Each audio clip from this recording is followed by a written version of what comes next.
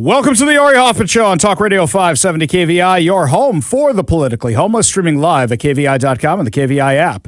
If you want to be part of the most dangerous show on the airwaves, call or text the KVI studio line at 206-421-5757. That's 206-421-5757. And coming up this hour, Democrats boycott fraud hearings in Washington, D.C. Could it be they don't like what's being said about them and how they may have been involved? But before we get to any of that, my friends, time for one of the craziest daily doses of adrenaline I've ever heard of. You want me to stick this into my heart? Are you f***ing nuts? This story was first reported by our friend Brandy Cruz about a dramatic power struggle Wednesday morning inside the U.S. Attorney's Office for the Western District of Washington after federal judges attempted to install their own interim U.S. attorney, only for President Trump to remove him less than an hour later. Apparently, Roger Rogoff, who is basically an Inslee appointee shill, was chosen by a group of activist federal judges, and he arrived at the U.S. Attorney's Office around 8 a.m. Wednesday, expecting to assume the role of interim U.S. attorney after being appointed by this group of federal judges. Approximately 30 minutes later, Rogoff received a phone call informing him that the White House had removed him from the position. As a result, Neil Floyd, President Donald Trump's nominee to serve as the U.S. Attorney for the Western District of Washington, continues leading the office while awaiting Senate confirmation. Now, let's get into the legality of this for a second, because it's a little bonkers crazy. What happens is there's a provision of federal law governing vacancies in U.S. attorney positions. A July 8th letter from Chief U.S. District Judge David Estudillo to acting U.S. Attorney General Todd Blanche informed the Justice Department that the court intended to appoint Rogoff effective July 15th. The letter cites 28 U.S.C. 546D, which allows a federal district court to appoint an interim U.S. attorney after an attorney general's acting appointment expires following 120 days, with the interim serving until a presidential nominee is confirmed by the Senate. Estudillo wrote, the court acknowledges the president's authority to appoint, with advice and consent from the Senate, a United States attorney for this district under 28 U.S.C. 54(1)A, and takes this action pursuant to Section 546D to ensure the vacancy is filled until a United States attorney nominee is confirmed. They said Rogoff is so qualified because he was a King County prosecutor, supervising U.S. Assistant Attorney, King County Superior Court Judge, and Director of the Washington Office of Independent Investigations. However, as usual, this guy has deep ties to the Democratic Party. Former Governor Jay Inslee appointed Rogoff to the King County Superior Court in 2013. In 2022, Inslee selected Rogoff to become the inaugural director of the Washington Office of Independent Investigations, the state agency created to investigate police use of force incidents following the George Floyd riots that rocked the Evergreen State, and specifically Seattle, Washington, in 2020.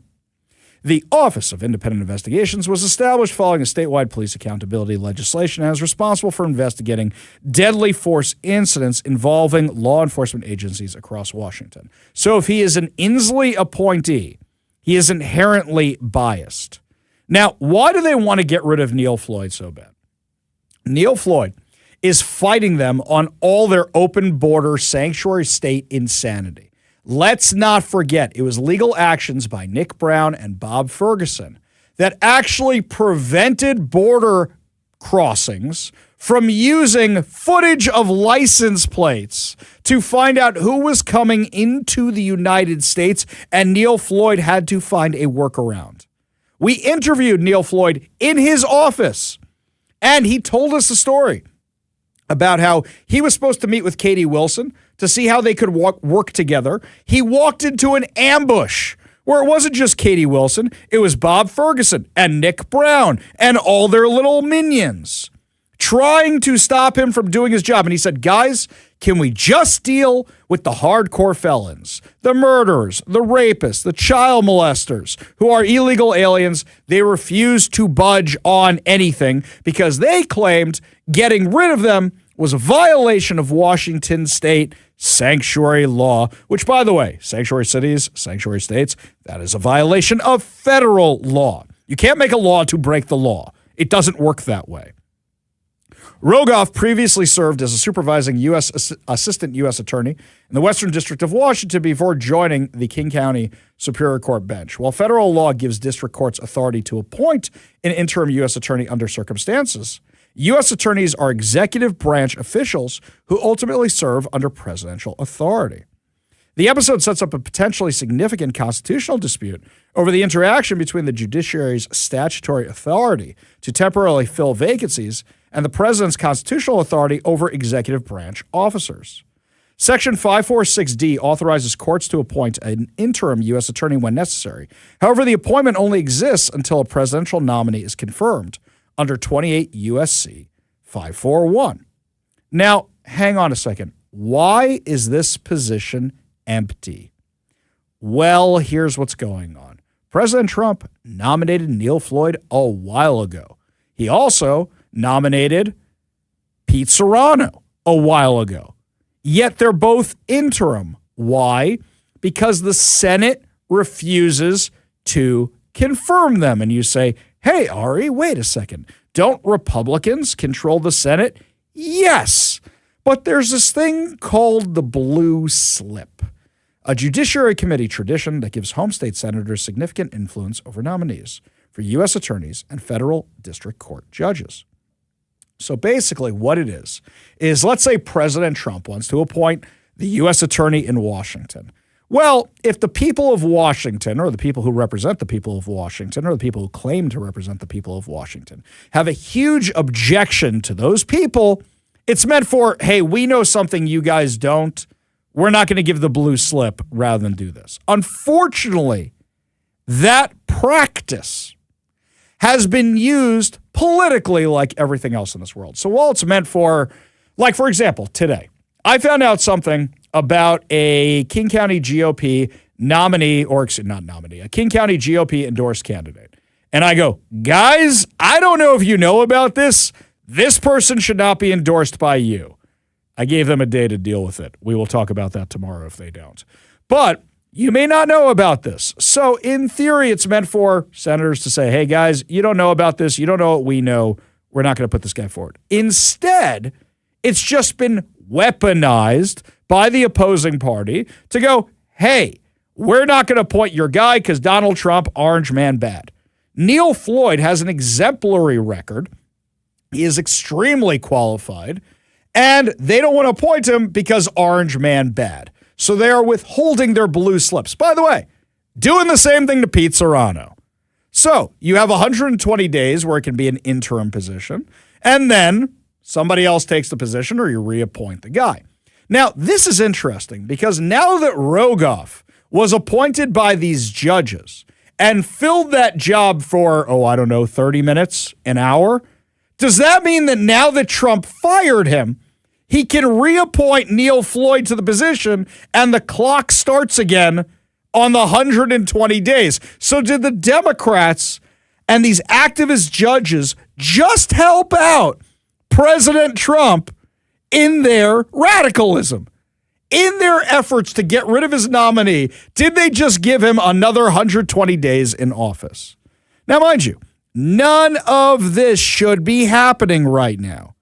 As chairman of the committee, Senator Chuck Grassley, who's a Republican, has the authority to determine how the committee applies the blue slip policy. Previously, Judiciary Committee chairmen have modified the practice over time, including treating it differently for various categories of federal nominees. But because the committee has continued to require favorable blue slips for U.S. attorney nominees, Floyd's nomination has remained pending without advancing to a confirmation hearing, setting the stage for the Western District of Washington Court to exercise its interim appointment authority under law. Rogoff's legal team is now preparing to challenge his removal, potentially setting up a court battle over the scope of a president's authority to remove a court-appointed interim U.S. attorney. Who's wrong in this case? Everybody. Everybody. This is an absolute mess.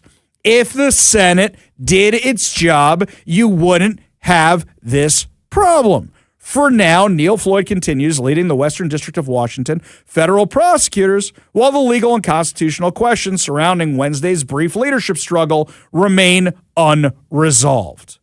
Now, if the Senate did its job, none of this would have happened.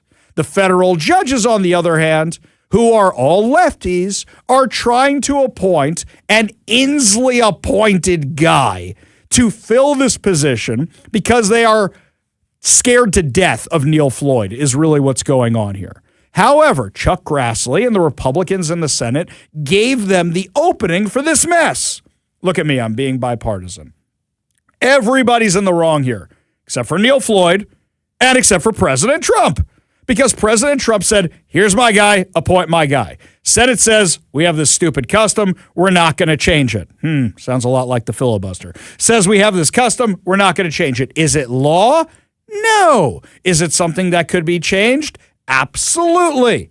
And yet the Republicans in the Senate won't deal with it, so we have two interim U.S. attorneys, one in Eastern Washington, one in Western Washington. Neither of them have been confirmed by the Senate because Patty Murray and Maria Cantwell are playing political games. Would you call this a threat to democracy? Would you call this a subversion of democracy? Would you call this an insurrection? I don't want to hear any of those words from the left ever again. I don't want to hear it because this is the nonsense that these guys keep spewing. Oh, it's a threat to democracy. You're subverting the will of the people. Now, did the judges have the legal authority to do this? Absolutely. Absolutely, they did. They had the authority to do this. However, President Trump is supposed to appoint this guy. He did appoint this guy. And because of Maria Cantwell and Patty Murray, the Senate is not confirming him. What's the point of being in power if you let the other side dictate what's going on? Now, I understand the argument of the blue slips is that's like the filibuster. If you break it, what are the Democrats going to do the next time they're in power? Most people don't look at the blue slip practice the same way they look at what's going on with the filibuster and the Save America Act.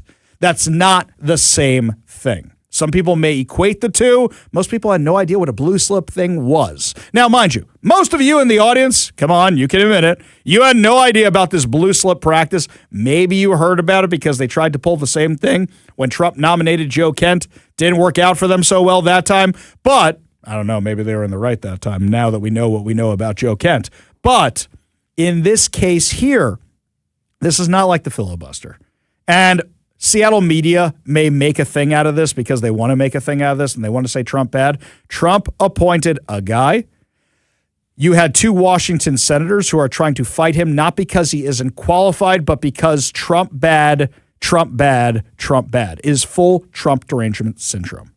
I'm reminded of Senator John Fetterman when he said, give the guy his nominees. Lindsey Graham gave Obama his nominees. That's what you do. You have advice and consent. You have no real argument for holding up Neil Floyd, aside from the fact that you don't like him. That's it. That is the only thing they have here, because he is too well qualified. That's what the problem here is. So who's in the wrong? Well, the judges are being activist judges, and Maria Cantwell and Patty Murray are being activist senators. They're not representing the will of the people. And what's happening? These judges are doing this because they're trying to help out Bob Ferguson, Nick Brown, and crew who want to continue violating the law by pushing their sanctuary state insanity. That's the summary of what happened today. Not the version you're going to hear from the Seattle Times, not the version you're going to hear from the mainstream media around here. Those are the actual facts. And I tried to present them as unbiased as possible. So the next time Somebody on the left says, January 6th, violent insurrection. You say they literally just tried an insurrection here in Washington because they don't like the president. They are trying to stop his nominees from being in office. That's it. It's that simple. You agree with me, you disagree with me, you give me a call or a text at 206-421-5757. That's 206-421-5757. Meanwhile, speaking of subverting democracy, this is a case we've been following for a while. A man has finally been charged after prosecutors say he stole a petition. He stole petition signatures from a woman collecting them for a ballot measure to repeal the state's newly enacted income tax as opponents continue a statewide effort to overturn the law. You might remember Benjamin Lee Brown, who has been formally charged in Pierce County with violating Washington's law regarding corrupt practices involving initiative and referendum petitions, fourth-degree assault, and third-degree theft. The charges are gross misdemeanors, punishable by up to 1 year in jail and a $5,000 fine. Do you remember this whole story? A woman was collecting signatures to repeal the income tax at a Safeway. This dude grabs the clipboard, walks away with it, tries to give it to Safeway employees, while the woman says, that's illegal, give them back. The man then knocks her camera out of her hands, knocks her phone out of her hands. This is all on video, gets in his truck, and drives away. Prosecutors allege Brown asked to see the petition attached to the woman's clipboard, then refused to return it before walking into the grocery store. The woman told deputies Brown attempted to hand the petition sheets to a store employee. A video of the confrontation posted on social media allegedly shows a signature gatherer following Brown inside the store while demanding he return the clipboard. We played the clip for you a dozen times. According to prosecutors, Brown then appeared to strike the woman's phone while she was recording him. The woman continued following him into the parking lot, repeatedly asking for the petitions back before he drove away. Now, even though when he was arrested, he told the deputies from the Pierce County Sheriff's Office, thank God for Keith Swank, that this actually got pursued and this guy actually got arrested, they tried to find the missing signatures. They couldn't find it. He claims he dumped it on the side of a road or a field or something. They looked around. They couldn't find them. Brown was arrested on June 10th on suspicion of second-degree robbery before prosecutors later filed the current misdemeanor charges. Personally, for me, this is election tampering. This is election interference. I think this should be big boy charges. I think there should be federal charges on this. He waived his right to appear for the arraignment on July 23rd. Brown's attorney, James White, said to the News Tribune, the allegations have not been tested in court. Mr. Brown is presumed innocent. White also claimed that social media attention surrounding the case has led to safety concerns for Brown's family. Spare me your nonsense. Spare me your nonsense. Oh, people wrote some mean things about you online. Happens to me every single day. So, what is this about? Is it about the fact that the guy didn't like that somebody was gathering signatures, or he didn't like that they were gathering signatures to repeal the income tax? I think we can assume which direction this one was, right? Even though now his family's saying, no, he's really in favor of repealing the income tax. I don't believe you. If you didn't like that somebody was gathering signatures there, somebody on our side typically says, hey, you know what? Are you supposed to be here? Should you be doing this? And then when they say, I'm legally allowed to be here, here's the rules. They usually go, okay, all right. Maybe you have a thing with property rights. Fine, we can have that discussion. But haven't seen a lot of violence on our side regarding this kind of stuff yet. What have we seen on the left?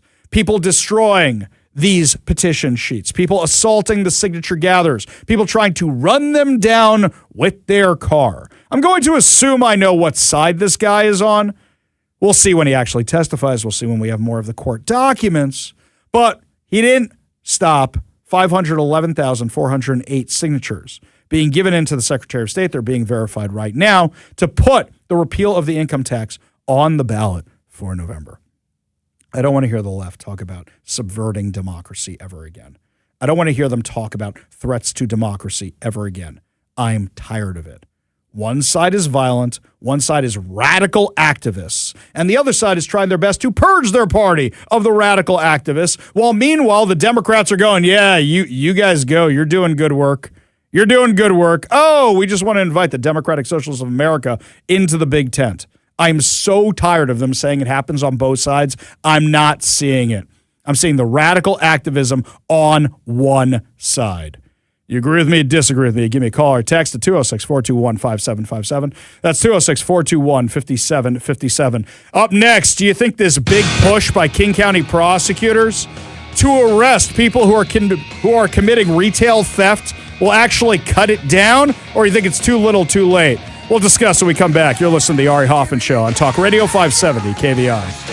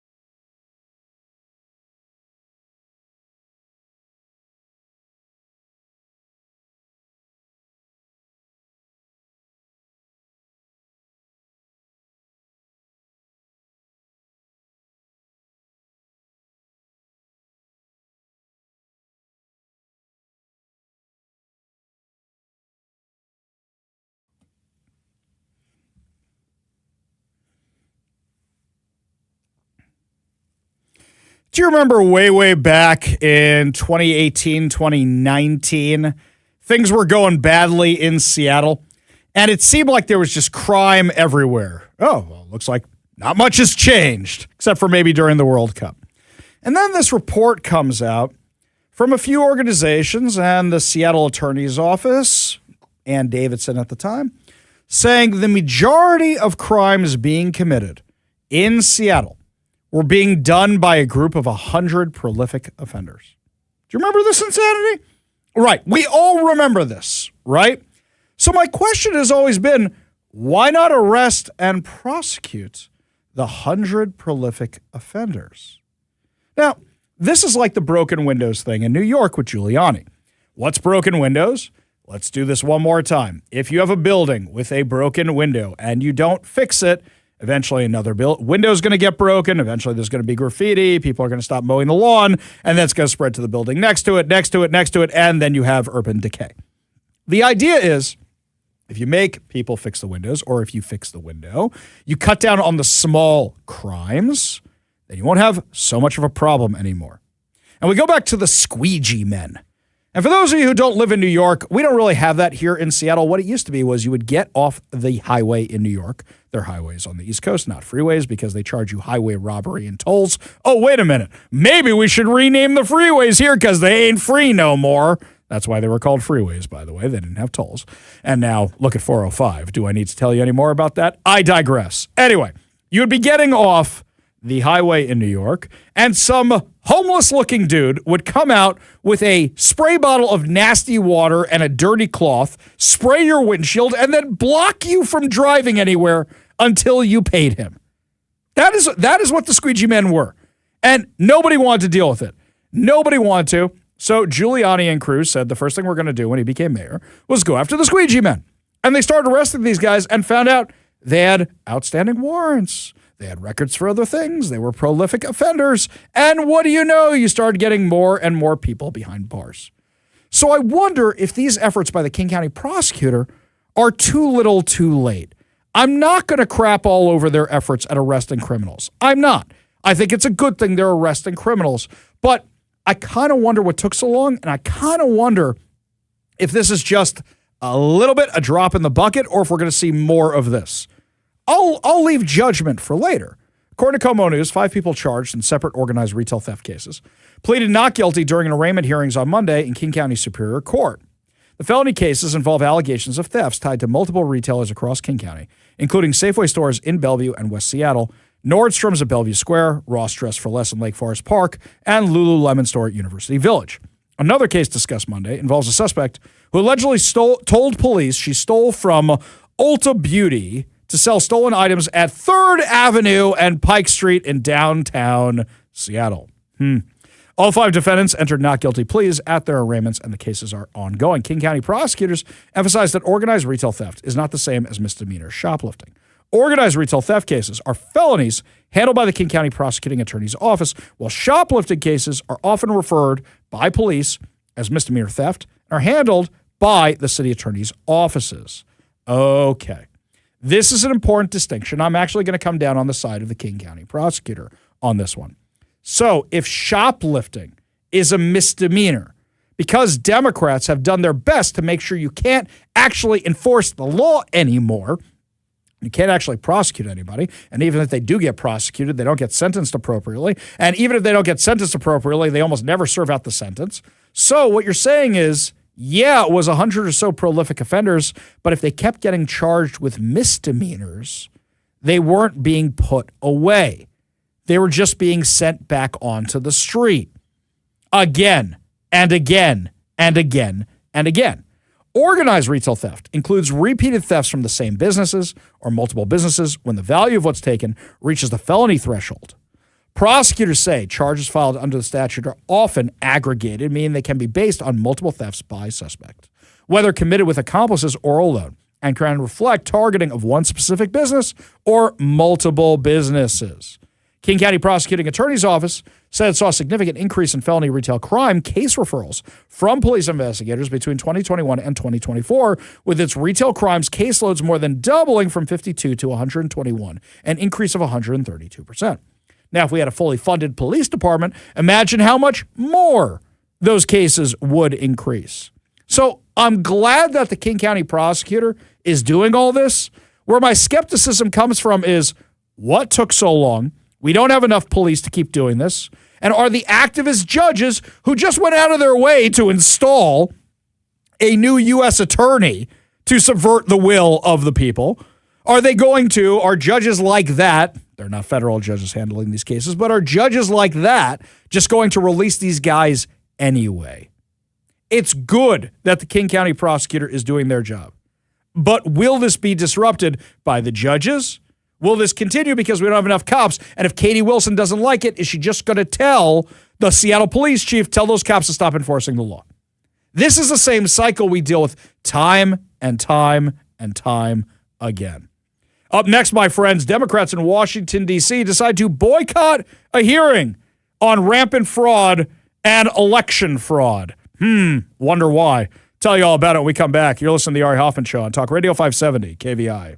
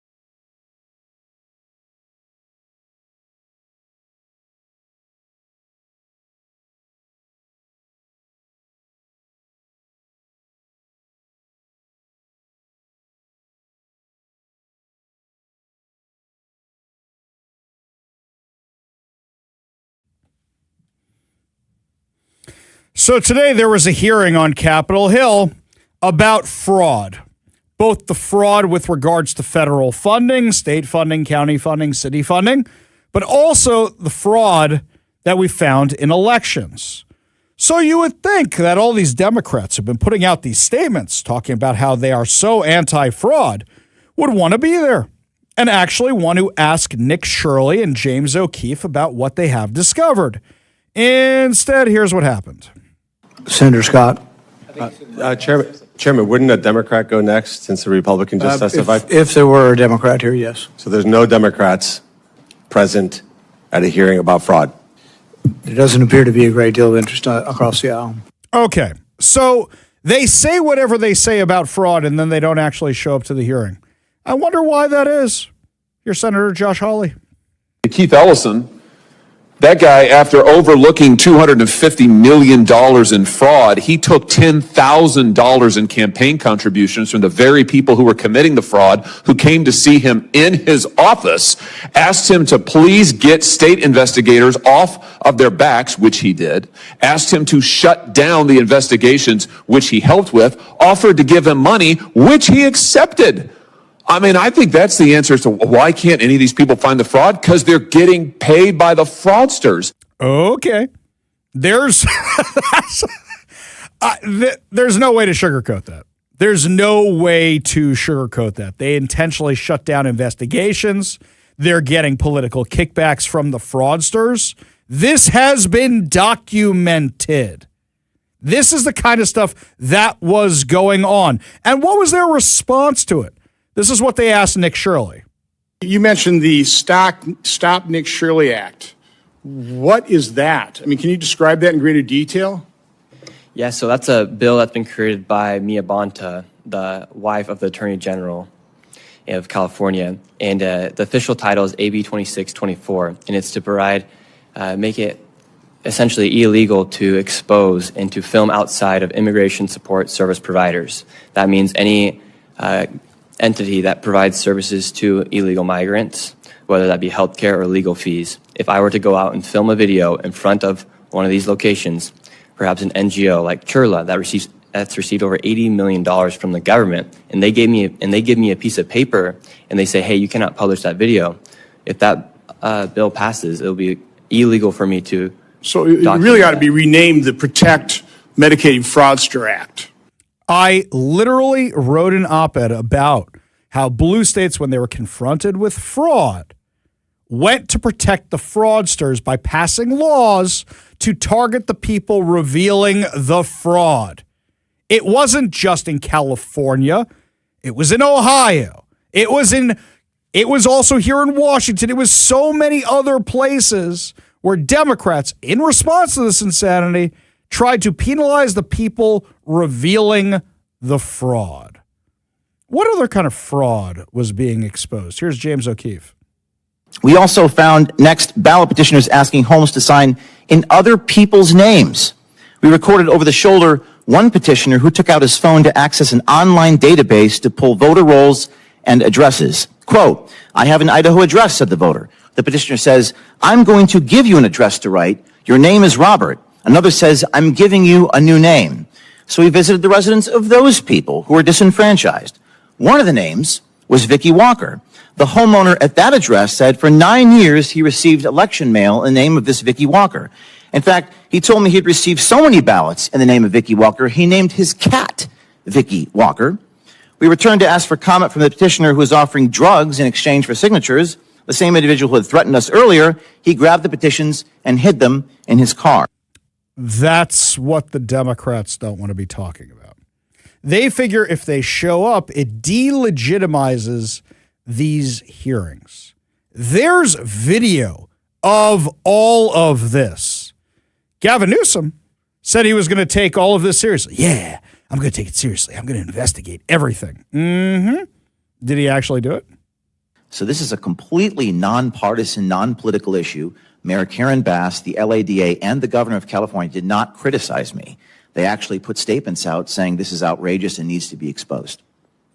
So what's happened since the Department of Justice is indicted, but nobody in the state of California has yet arrested or prosecuted these people. And what's Gavin Newsom done?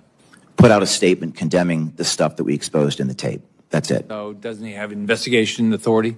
He does in the state of California. Doesn't Karen Bass? She does. And is it against the law? It is. It's a state crime, fraudulently putting someone else's name on the California ballot petition. So, for those of you thinking, well, the feds are going after them, what's the big deal? They should be hit with not just federal charges, but state, county, and city charges as well regarding their election laws. But now we know why Gavin Newsom isn't going to do anything about it. Here's what he said earlier today. This was all after trying to purge our voting rolls. Had we not sued, that would have happened. This guy is not screwing around. That's the playbook on the other side. What's Thursday night's primetime speech all about? It's part of the playbook. To cast doubt, anxiety, to set up the terms of the debate that will occur in and around next year's elections. We will see masked men in and around those elections. We'll see the intimidation of the voting strategies. We've seen it on vote by mail, suggesting somehow voting by mail, as the senator rightfully suggests, somehow that is corruption in plain sight. So, wait, hang on. You think securing elections is corruption? 2 days ago, Democrat Senator Elisa Slotnick said the quiet part out loud. And this is what it's all really about, and this is why the Democrats didn't show up today. The other thing that we blocked yesterday was the SAVE Act, right? Which was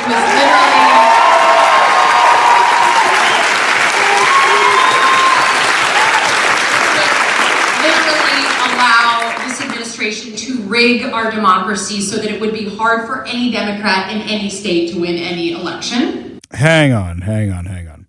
So you think that voter ID will make it hard for any Democrat in any state to win an election?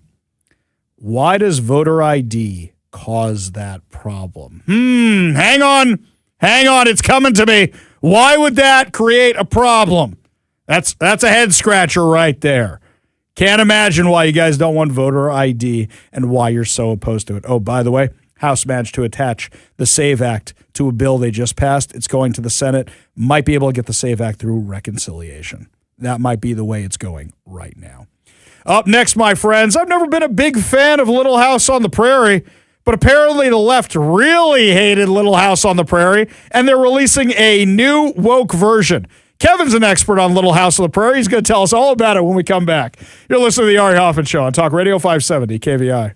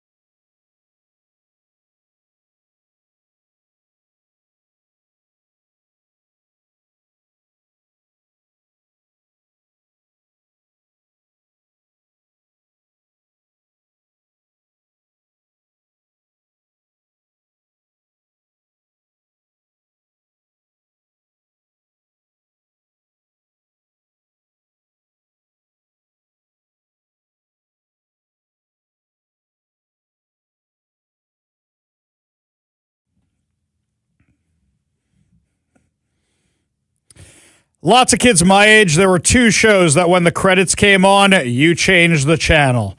One was MASH. As soon as you saw and that helicopter, I'm like, nope. Where's something else? Nope, not watching that. Get out of here. I can agree with you on that one. I remember that happening quite often. You're waiting to see what's up next, and you're right. Yeah. You're like, oh, no. Where's Gilligan's Island? Yeah. Gilligan's Island used to be on at this time. What is Where's this? Knight Rider? Give Yeah, me something else. Give me Miami Vice. Give me something. I don't want this show my parents watch. Meanwhile, if you're unlucky enough to have a parent in the room, don't change that. It's MASH. Well, I'll tell you, even going further on that, I remember staying at my grandparents in PL, Washington. I'd go down and stay for a week every summer, me and my brother. Yeah. And my grandparents, and I'm like, at some point, 12, 13, getting close to being in high school. And when MASH would come on, they're like, got to leave the room. This ain't for kids. And I'm like, what? I never got that. It was my grandparents. They didn't understand, like, Grandma, Grandpa, I've seen reruns of this. I have no interest in watching this. Yeah. I know you think it's adult themed, but you also don't have to kick me out because I'm going to leave anyway because that show sucks. Right. Now, I know our older audience is like, heretics. You're heretics. Yeah. It was the greatest show ever. You will never understand. Later in life, I kind of appreciate what it is. Still not for me. Okay? Yeah, I'm guessing if I sat down to give it a watch now, I'd probably appreciate it. Yes, I agree that that's probably the case. It's probably one of those things when you get older. But when you're a kid, where's the talking car? I want the talking car. Okay, let's get down to brass tacks here. So the other show that you would change when it came on. Okay. Was Little House on the Prairie. Sorry, dude. I know my wife said the same thing. She's like, how could you not love Little House on the Prairie? I'm like, sorry. Not my jam. I want the talking car. If there's a talking car or some dude working on the prairie, I want my talking car. How old are we talking here for you at this point? I'm 5 years younger than you. Yeah, so how old were you when you were like, All I wanted was the talking car. Yeah, how old were you, do you think? Well, let's see. Already by then, so by the time I was old enough to appreciate any of this, Knight Rider's already in reruns. Little House on the Prairie's been in reruns or whatever for years. But it was the age where everything was in reruns, right? So you filled the day with the syndicated content. Yeah, that's what I'm saying. And that's the stuff that's on. So Summer Vacation, I don't know, 10, 11 or something like that. So your tastes haven't changed since you were 10 or 11 pretty much. I agree. You're like, when we go to a movie, it's like, is there a robot? So a talking car in this? Like, I don't want to see it. Yeah, okay. I agree with you. Nothing has changed. I'm an overgrown child. We can all admit this, right? We all understand this. Well, Netflix is rebooting Little House on the Prairie. Now, I haven't seen it yet because I don't plan to. But what's coming out about it, and I might watch a few episodes to see if this is the kind of thing where the conservative media is making a bigger deal out of it than it actually is, which we have documented before. That whole thing with Top Gun Maverick turned out to be a nothing burger.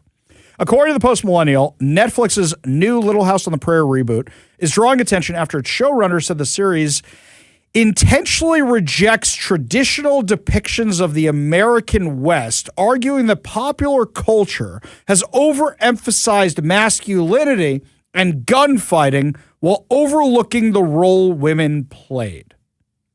Okay. Now, let me break this down for a second.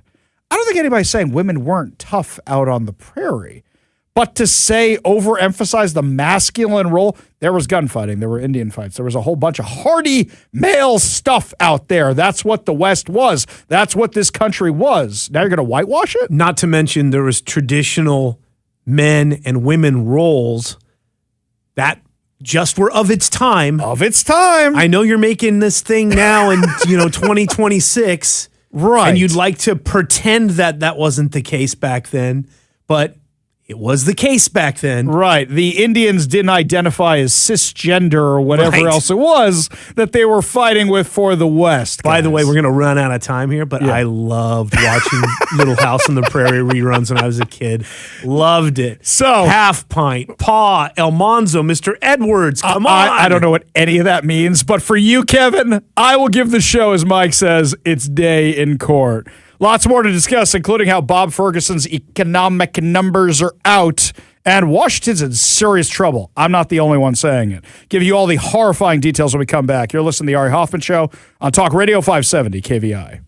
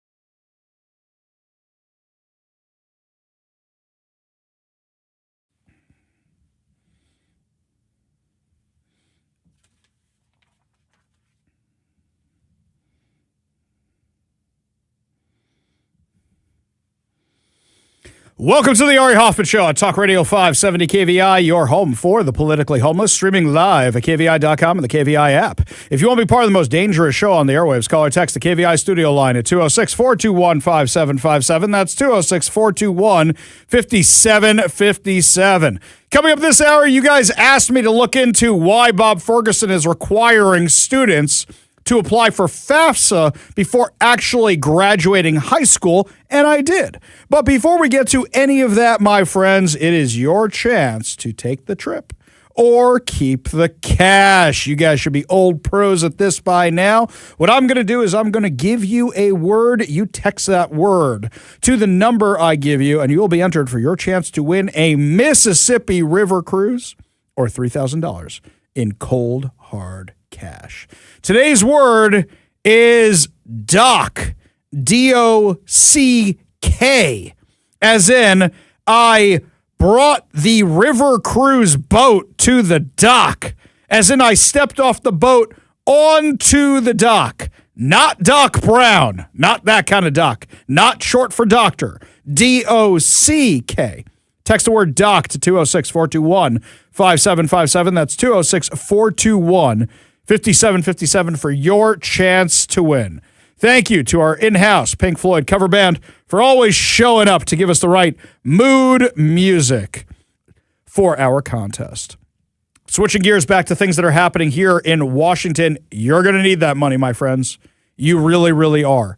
It was bad news after bad news after bad news for Turd Ferguson, Democrats, and the Washington economy today.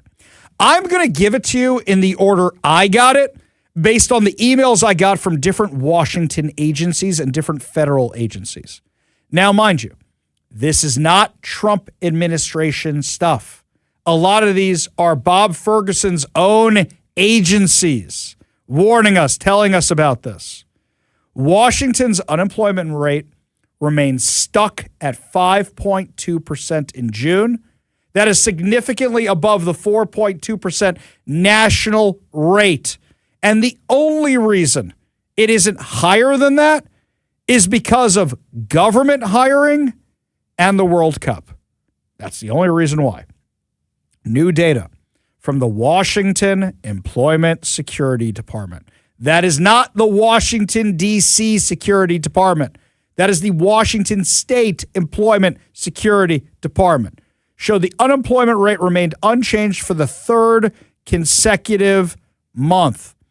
It's also sharply higher than 4.5%, which was recorded in June of 2025, which is exactly a year ago. Over the same 12-month period, Washington lost 1,200 jobs, even as the state added an estimated 54 positions in June. Government accounted for 4,000 of the 5,400 jobs added, while the private sector gained only 1,400, and that wasn't enough to offset the losses because we are still down net 1,200 jobs. Do you know what this reminds me of? Kevin, you might remember this. When Joe Biden was in office, I kept saying, guys, these unemployment numbers are off. These unemployment numbers are really, really off. Now, for there to be a recession, you have to check several boxes. Inflation, unemployment, there's a few boxes you have to check. And the one box that wasn't getting checked by the Biden administration for an actual recession were the unemployment numbers. We used to have our friend Batya Ungar-Sargon on the show to argue this kind of stuff with us during the friendly face-off before she moved a little bit more to the right and we started agreeing on too many things. Now she's over on News Nation. You should watch her show. It's really good. But what would happen was she would say we're not in a recession. And I would say we are in a recession because what happens is every month they release the unemployment numbers, and every month after that they revise the previous month, and they are always worse than they were the month before. And all the hiring that's being done is the government to inflate those numbers so that way you don't have a recession. We used to argue this all the time. That is exactly what Bob Ferguson seems to be doing, whether accidentally or intentionally, whether he just likes hiring government workers, which he does, or whether it's just, well, we're going to do this purposely, hire more government workers so the unemployment numbers are not as bad. Now, where did the jobs get gained in the private sector? And Obama played this game as well. Among private employers, the strongest growth came from leisure and hospitality, which added approximately 3,200 jobs, including 3,500 in restaurants and bars. Stop. Why did restaurants and bars need more people in June? Anybody know why? Does anybody want to guess? What was coming in July? Oh, right, the World Cup at the end of June and July. So all those restaurants and bars that have not been having a big influx of people were hiring for the World Cup because they expected tons of money from the tourists. I know that preliminary numbers are out on the World Cup, but I haven't seen them reconciled. For example, let's say your restaurant usually makes $100,000 a month. Let's just throw that out there as a nice round number. And for the World Cup, you doubled that and made $200,000 a month for the month. Well, did you actually make that money, or did you have to buy more beer that you weren't able to sell? Did you have to hire more staff? Did you have more costs? Did you have to buy more chairs, more outdoor seating? Did your costs exceed what you brought in? We don't know yet. I would love to see those numbers. In fact, I should write down that I should be in touch with the Downtown Seattle Association to ask them that question. I should be in touch with them. Professional and business services shed 3,800 jobs in June, while manufacturing lost another 1,300. Wouldn't it be nice if Janicki was still here? Wouldn't it be nice if Janicki wasn't expanding all those jobs out to Montana? Those are manufacturing jobs, right? I mean, I know they still have a base here, but 2,000 jobs going to Montana as opposed to here. That would have offset your loss of 1,300 jobs, don't you think? Employment services alone declined by 2,500 positions. Governor Bob Ferguson literally yesterday was talking about the CNBC study, talking about how great Washington is. You know what? I looked at the numbers behind that study because remember I said there's no actual numbers in here, and there really aren't. When you dig into it deeper and deeper and deeper, there's a couple of numbers, but they're fluff. So what did they weight with more power? You're going to love this. How beautiful the environment is around here. And look, I'm not going to disagree with that. Yesterday, I was having a bad day. So what happens? I called my wife, and I said, sweetie, when I get home today, I just want to go on the boat. I want to go for a swim, and I want to get some drinks. Can we do that? And she said, that sounds lovely. Let's do that. So we took the boat. We drove across Lake Washington, went to get some drinks, sobered up by swimming in the lake, and then drove back. And you know what? I felt instantly better because you could see the mountains and you could see Mount Rainier, and it was a sunny day, and the lake was relatively warm, and it just felt great. Just felt wonderful. Yeah, we always have that going for us. We really do. But if you look at some of the other numbers about how businesses actually feel about Washington, well, we're second to the bottom in a lot of these categories, but we're being propped up by Mount Rainier and the environment. As I said, there was nothing scientific about this study at all, but Bob Ferguson's like, look how well we're doing. Woo, woo, we're the best. Do you remember a few months ago we reported how we were on the verge of a recession? How Washington might already be in a recession? Well, now you've got the unemployment numbers, and they're bad. They're really, really bad. Also, Microsoft laying off thousands of people. Amazon laying off thousands of people. Meta laying off thousands of people. Oracle laying off people. Seattle area tech layoffs have exceeded 20,000 jobs. I think it's actually closer to 30 to 40,000 jobs, especially with what's going on with Starbucks leaving town. So this number is bad. This number is bad, and it's stagnating. Wait a second, stagnation? Didn't somebody warn us about stagnation in an op-ed for the Wall Street Journal? Oh, right. Howard Schultz literally published that op-ed 2 days ago. Do you think he maybe have seen these numbers before other people did and was warning about the stagnation? Because that's exactly what's happening. That's exactly what it is. This is all kinds of bad news. This is really, really terrible. Okay, but Ari, that's just one study. You know what? You're right. From Como News. Inflation in the Seattle-Tacoma-Bellevue metropolitan area remained among the highest in the nation in June, with consumer prices climbing 4.5% over the past year, the largest annual increase among major metropolitan areas in the western United States, second highest nationally, according to new data from the U.S. Bureau of Labor Statistics. How does the U.S. Bureau of Labor Statistics calculate the number? Well, they use the Consumer Price Index. So let's pull up the U.S. Bureau of Labor Statistics before you all say, well, it's Trump and the U.S. Bureau for Labor Statistics. The Consumer Price Index for all urban consumers for Seattle-Tacoma-Bellevue advanced 1.0% for the 2 months ending in June of 2026. The U.S. Bureau of Labor Statistics reported today, Regional Commissioner Chris Rosenlund noted that the index for all items less food and energy increased 0.9%. The food index increased 1.2%, and the energy index rose 1.5%. Okay, why are food and energy getting more expensive? Does anybody know why? Does anybody want to take a guess? Because they usually rise at a similar rate as they did in this study right here. What's been going on since, about 2-3 years ago? What's been going on? Why are energy and food more expensive? Oh, wait a minute. Taxes. Governor Bob Ferguson, Governor Jay Inslee, the Climate Commitment Act. So when you add 50 cents per gallon of gas, never mind what diesel costs these days, guess what? That's going to raise your energy costs and things get more expensive. It also affects your utility rates. Those get more expensive. It also affects your groceries and anything you buy because all that stuff comes on a truck or a boat to get here.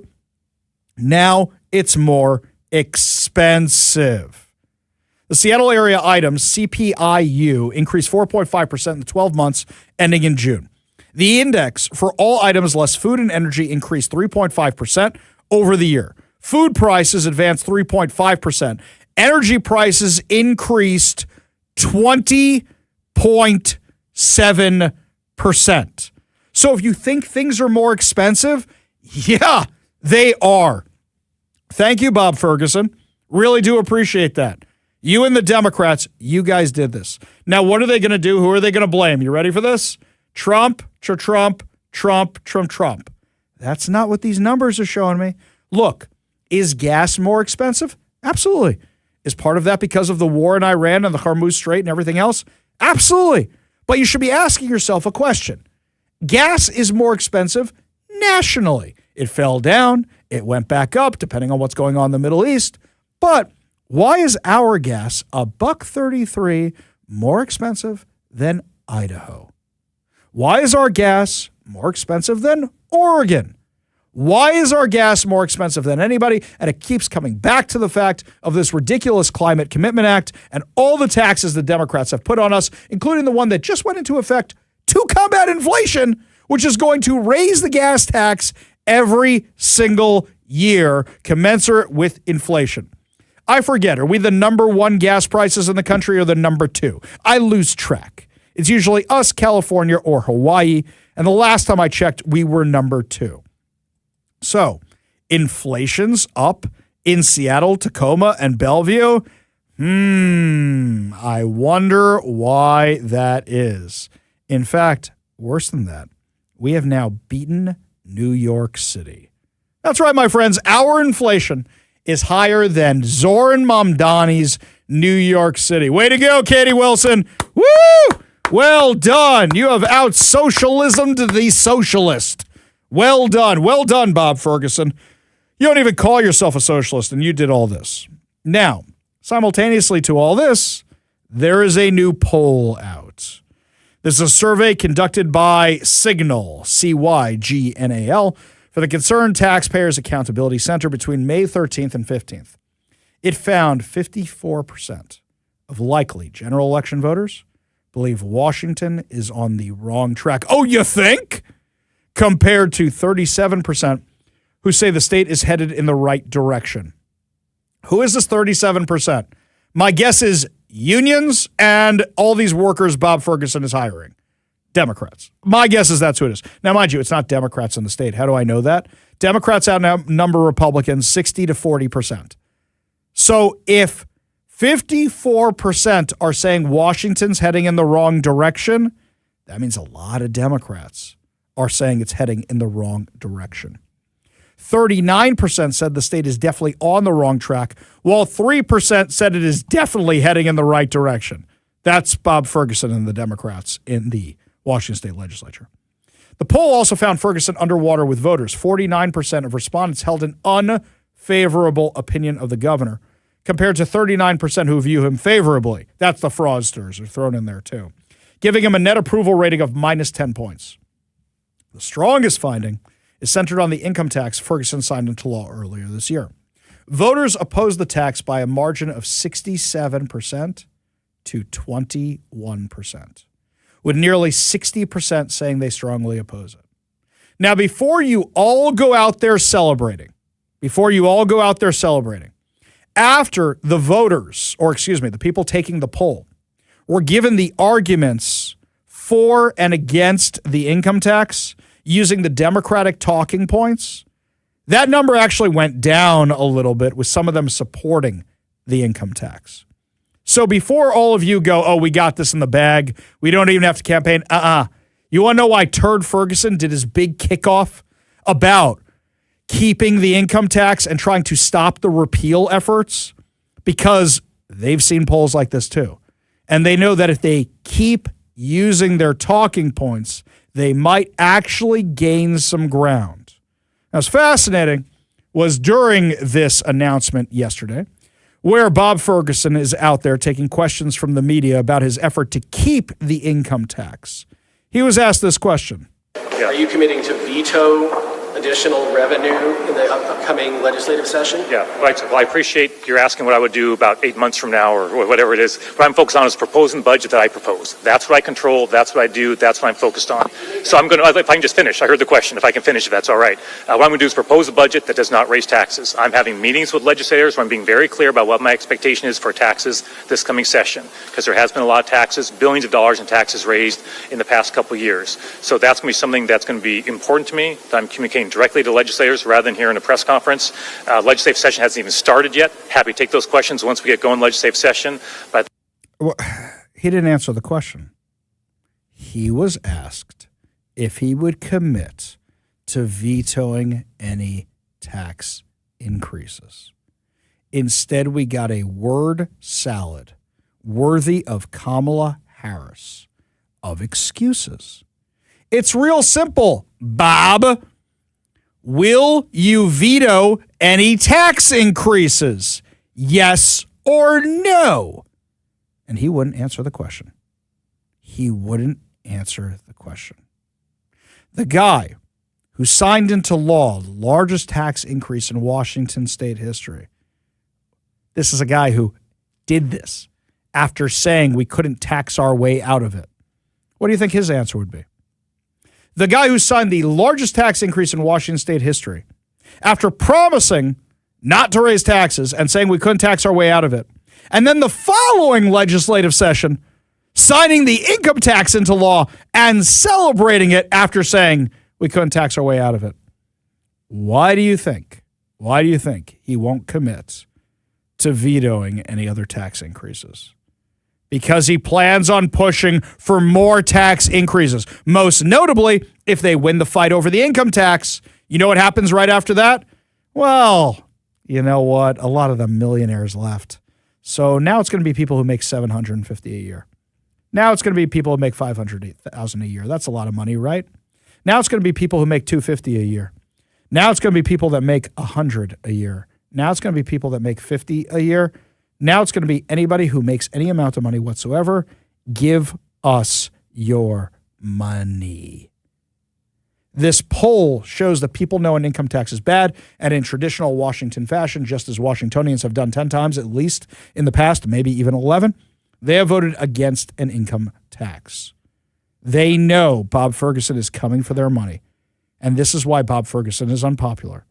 And the fact that the Democrats continue raising taxes, they are killing the golden geese by chasing away our tech sector by chasing away the jobs, which is why you have the awful unemployment numbers. And their taxes are creating the massive inflation that they are blaming Donald Trump for. This is Bob Ferguson's mess. And we have already been warned that Washington is at risk of a recession or in a recession already. This is Bob Ferguson's economy. He can blame Donald Trump all he wants. This isn't Donald Trump's fault. This is all on Turd Ferguson. Up next, my friends, ICE locally has been catching the worst of the worst in Washington. Yet Democratic lawmakers are still trying to stop them from doing their jobs. We'll tell you what's going on when we come back. You're listening to the Ari Hoffman Show on Talk Radio 570 KBI.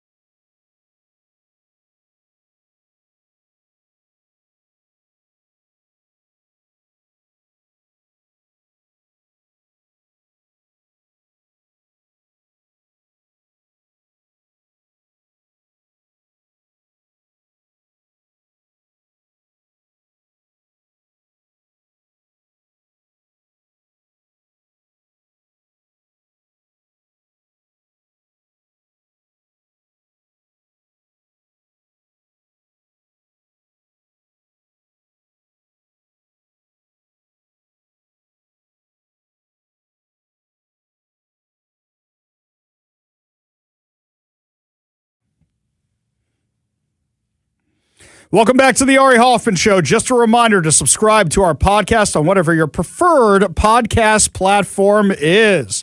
Also, don't forget to rate and share so your friends and strangers can get in on all the fun. Don't listen to podcasts? Go subscribe anyway. Give us the algorithm. Give us the analytics. We'll take it happily. Now, before we get to the story I planned on talking about, got some breaking news for you right now. Talk Radio 570 KVI. Breaking news on the Ari Hoffman Show. I just got this notification from Let's Go Washington that the Washington Secretary of State notified Let's Go Washington that the initiative to repeal the income tax has been certified for November's ballot. With a validity rate of 82.3%, IP 645 had more than enough valid signatures to get the measures in front of voters. As part of the verification process, the Secretary of State conducts a statistically reliable review of submitted signatures to confirm that the initiative has met the legal threshold for certification. The validity and efficacy of the process has been touted by Washington state officials, elected officials, and the Secretary of State himself. Let's Go Washington supporters observed the process as it was conducted. Now, you may say to yourself, why are there so many non-valid signatures? Oh my God, the left will try to make, are they bots? Were they bots? No. You know what it is? Let's take me, Ari Hoffman. I know I signed it for sure. I know I signed it. But did I really remember to sign it? I don't know. Did I sign it? I accidentally signed it twice. Okay, no, I did not. But that's something that could happen to somebody else. I know where and when I signed that initiative. There's a picture of it, actually, at the first signing event that we had in Bellevue with Let's Go Washington. I think I was standing next to Brandy Cruz when we did that. So that one right there, we know that's some of it. Some people just like, I don't remember if I signed it, I'll do that. Some signatures, not legible. Not legible. Some people can't verify their information. This kind of stuff happens. No, it doesn't mean they're bots. 82.3%, that is huge. That is absolutely huge. That happens in every single election. Brian Haywood, founder of Let's Go Washington, said in a statement, "We're grateful for the dedication of the Secretary of State's office to ensure that hundreds of thousands of signatures gathered are validly counted. Today's verification process proves that Washingtonians will have their voice heard this November, no matter how hard J.B. Peterson and Bob Ferguson work to keep them out of the process. We are proud to lead the fight to protect families and small businesses from Olympia, expanding their state income tax on all Washingtonians. We'll continue setting the record straight, exposing the misinformation, making sure voters understand that voting yes on I-645 will protect benefits for families, protect their wallet, hold lawmakers in Olympia accountable for their reckless spending." This is a very important thing. When I-645 is on the ballot, you're going to have a choice, yes or no. You vote yes to repeal the tax. If you vote no, that's a no on repealing the tax. They do this to confuse you. You think to yourself, no, I don't want the taxes. You have to vote yes to pay less. You have to vote yes to save. You vote yes on I-645. They also know that Republicans love voting no on things. No to taxes, no to changes, no to anything. Vote yes, pay less on I-645, which is the income tax. Meanwhile, ICE released a few announcements. An ICE Homeland Security investigation probe resulted in a 27-year prison sentence for a dangerous repeat offender pedophile who preyed on children, coercing young girls to produce child pornography for him. Corbett Lloyd Craig, 42, of Goldendale, Washington, targeted his victims on social media and enticed them with money. Craig pleaded guilty to 2 counts of enticement, attempted enticement of a child, 1 count of possession of child sexual abuse materials. Judge Mary Catherine Dimke ordered him placed on a lifetime supervised release following his lengthy prison term. This is why we have McNeil Island, by the way, to keep these sickos out of our society. And it's the Democrats who are releasing people from McNeil Island. Worse than that, Democrats are saying they don't want to pass bills like the Laken Riley Act to stop this insanity that these illegal immigrants are doing and that the Democrats are encouraging. Representative Pramila Jayapal, Democrat from Gaza, said this on MS Now, MSNBC. What are they calling themselves these days? She said this earlier today. And I do, I take this back to some of the first bills they put on the floor last year. I remember whipping like crazy, including, frankly, on our side around Laken Riley. And I said the plan here is to take away all due process for immigrants, because that's what that bill did. That's what a series of bills that they put on the floor after that did, is they said, we're just going to get rid of due process for crime after crime after crime, or alleged crime after crime after crime. What? Do you hear what she's saying? So, the illegal aliens who are not U.S. citizens, she's fighting for rights for them, not for the people who were killed by the illegal aliens like Laken Riley. Like Trooper Christopher Gadd, the Washington State Patrol trooper who was killed by an illegal alien while just sitting in a speed trap on the side of a freeway. People like Pramila Jayapal are on the side of the criminals. They are not on your side.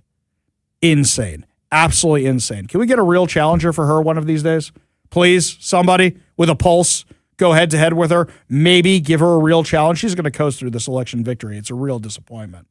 Lots more to discuss as the show continues, my friends. Up next, we give you a lot of problems, but we have a solution to help deal with the drug crisis that you can help us out with.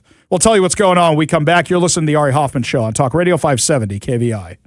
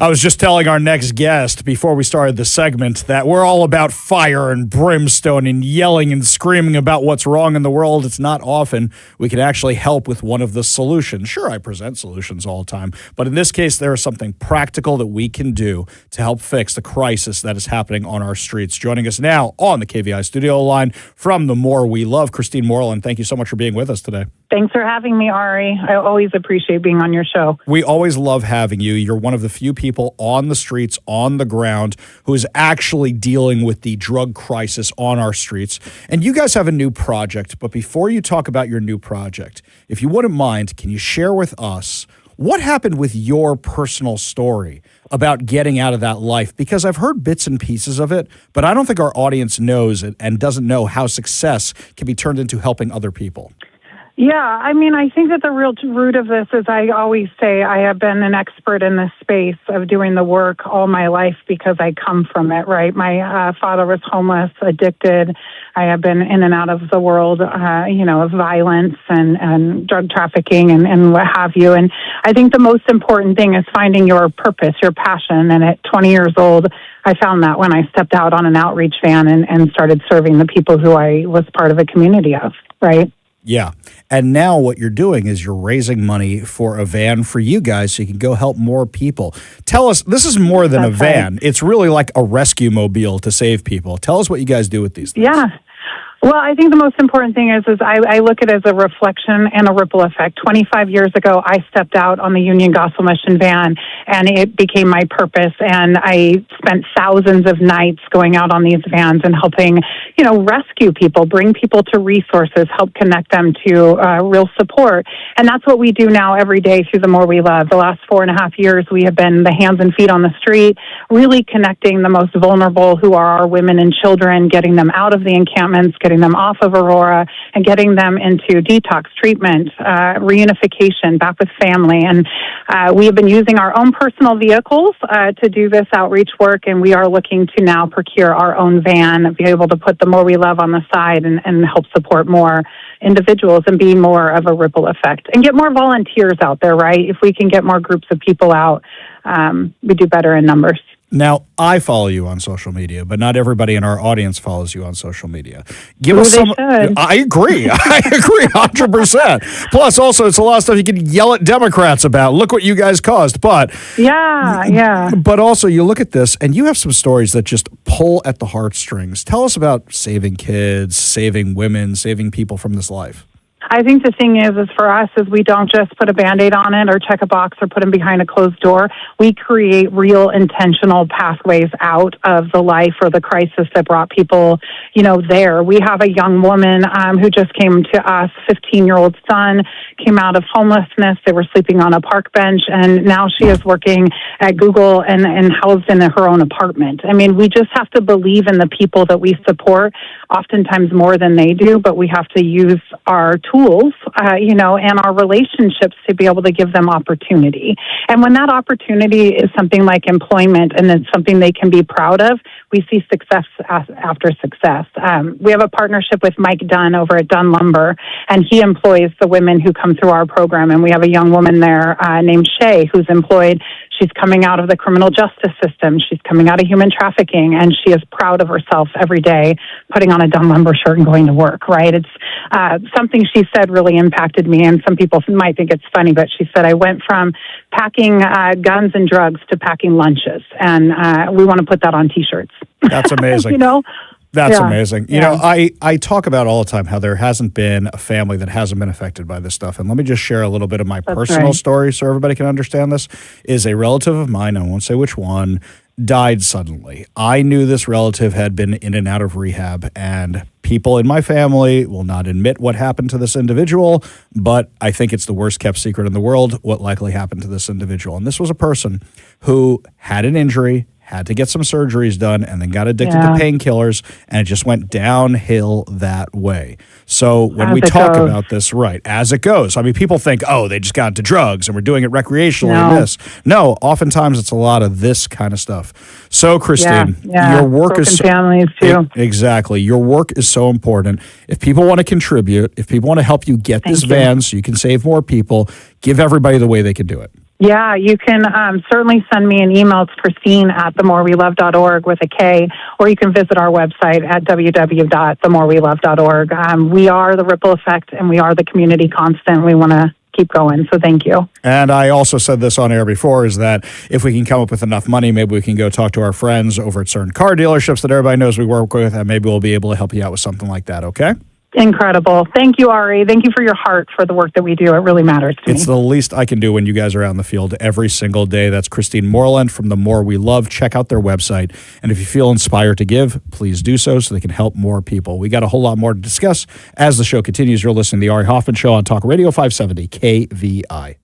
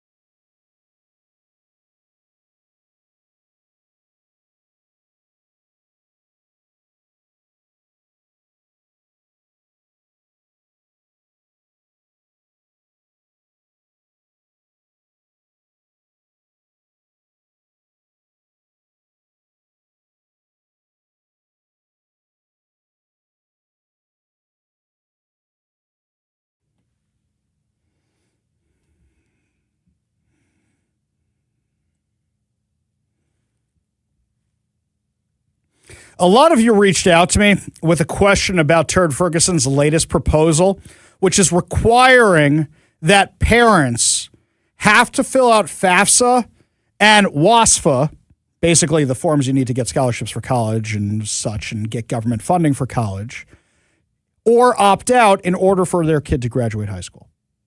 And a lot of you said, Ari, what is going on here? Why would he mandate this? Why would he require this? And what I said to a lot of you who reached out to me, I said, give me a day or two to investigate this because something doesn't smell right. Let's go to the announcement first.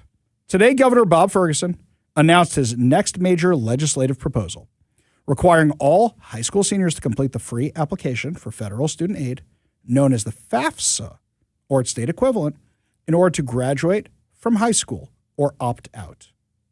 This will be governor request legislation in the upcoming legislative session. Governor Ferguson announced his proposal at a press conference at Highline College in Des Moines, which serves the most diverse higher education student population in Washington. Highline students represent more than 120 cultures and approximately 75% identifying as students of color. More than half are first-generation college students who benefit from this funding, unlocked by the FAFSA grant. Video of the event is available, blah, blah, blah, blah, blah. Washington is among the most generous states in the nation for funding college and job training. Approximately half of Washington families qualify for free money. Yet our state has consistently ranked near the bottom for completing the application required to unlock this free money. In response, last September, Governor Ferguson launched his Washington Completes FAFSA campaign. Since that time, Washington has jumped 7 places in the national rankings for FAFSA completion from 47th to 40th. That translates to approximately 4,700 more high school seniors completing the FAFSA this year compared to last year. Washington's FAFSA completion rate is 51%. To improve further, Washington needs a statewide policy to match its commitment to helping students reach their goals. A growing number of states are adding the FAFSA to their graduation requirements. Of the top 5 states for FAFSA completion, 3 require the FAFSA to graduate. In Washington state, a small number of districts are beginning to implement this requirement themselves. Those districts are achieving much higher FAFSA completion rates than the rest of the state. Okay, so what's his play? I've heard everything. What's his play? Well, this is about the income tax. This is going to how he's going to find out how much money you actually have if you're lying on your taxes. No, I don't think that's it. You know why? If you're lying on your taxes, you're probably going to lie on this form too. So let's be real about that for a second. I don't think it's that. Originally, that was my first thought. Second of all, I don't know if the feds share that information with Washington. Now, though Washington has its own grant programs, and that may be a way they're going to do it, why would a person not lie to Washington as well? No, I think this is something entirely different. What happens is a lot of people don't know they're eligible for state-funded brainwashing. I'm sorry. That's really what it is. A lot of people don't know they can get the funding for college, and if they get you into college, you're now going to be part of the indoctrination machine. This is playing the long game. That's my opinion. Now, I do have some calls out to actually the people who run FAFSA to ask them if they share that data with the state. If they share that data with the state, then his play is, yeah, we want to find out how much these people actually make. But then again, I go back to if you're lying on one, you're going to lie on another, right? There are other ways to get your tax information. They have a lot of your files here in Washington State Department of Revenue. They do have that.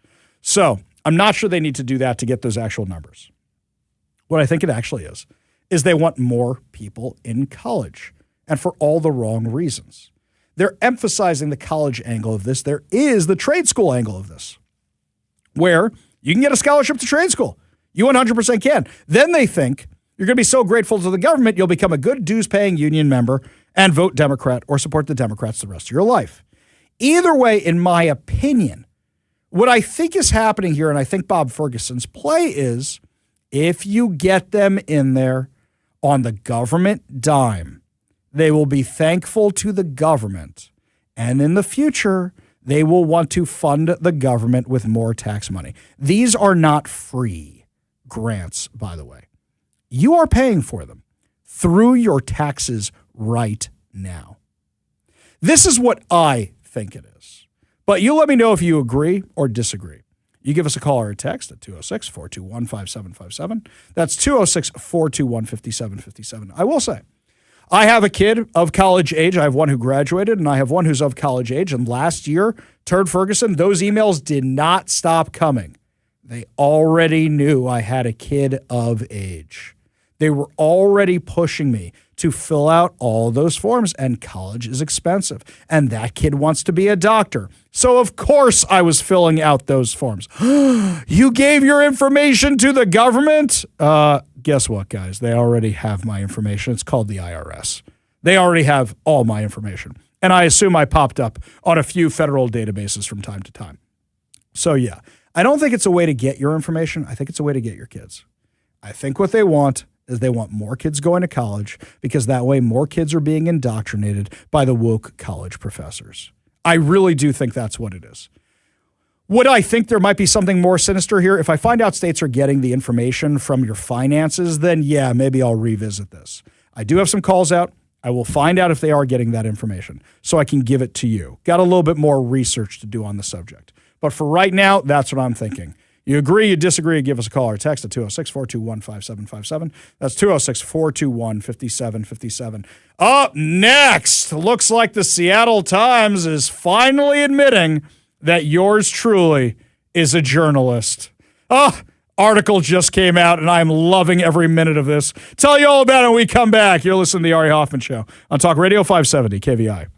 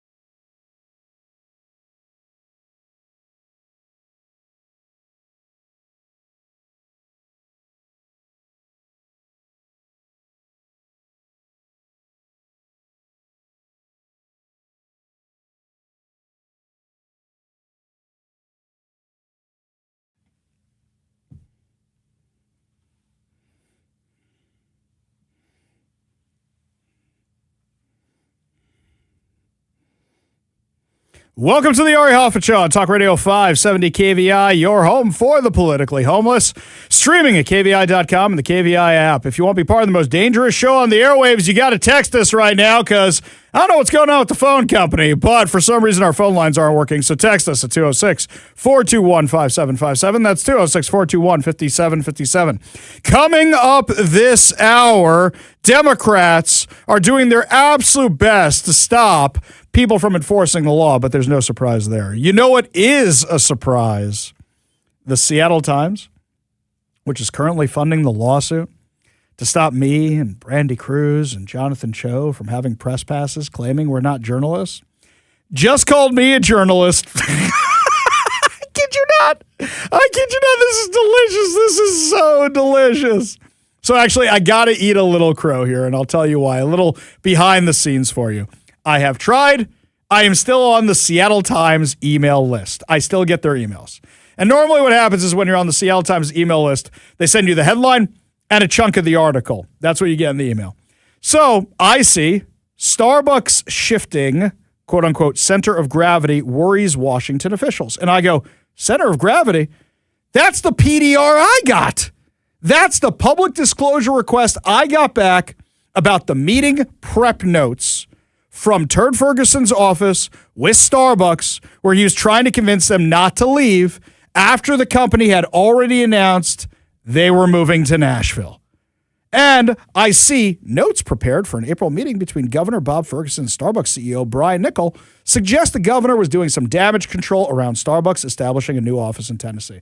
And I'm thinking to myself, no way they cited me. No way they reached out to Ferguson's office or whatever it was. No way they cited me.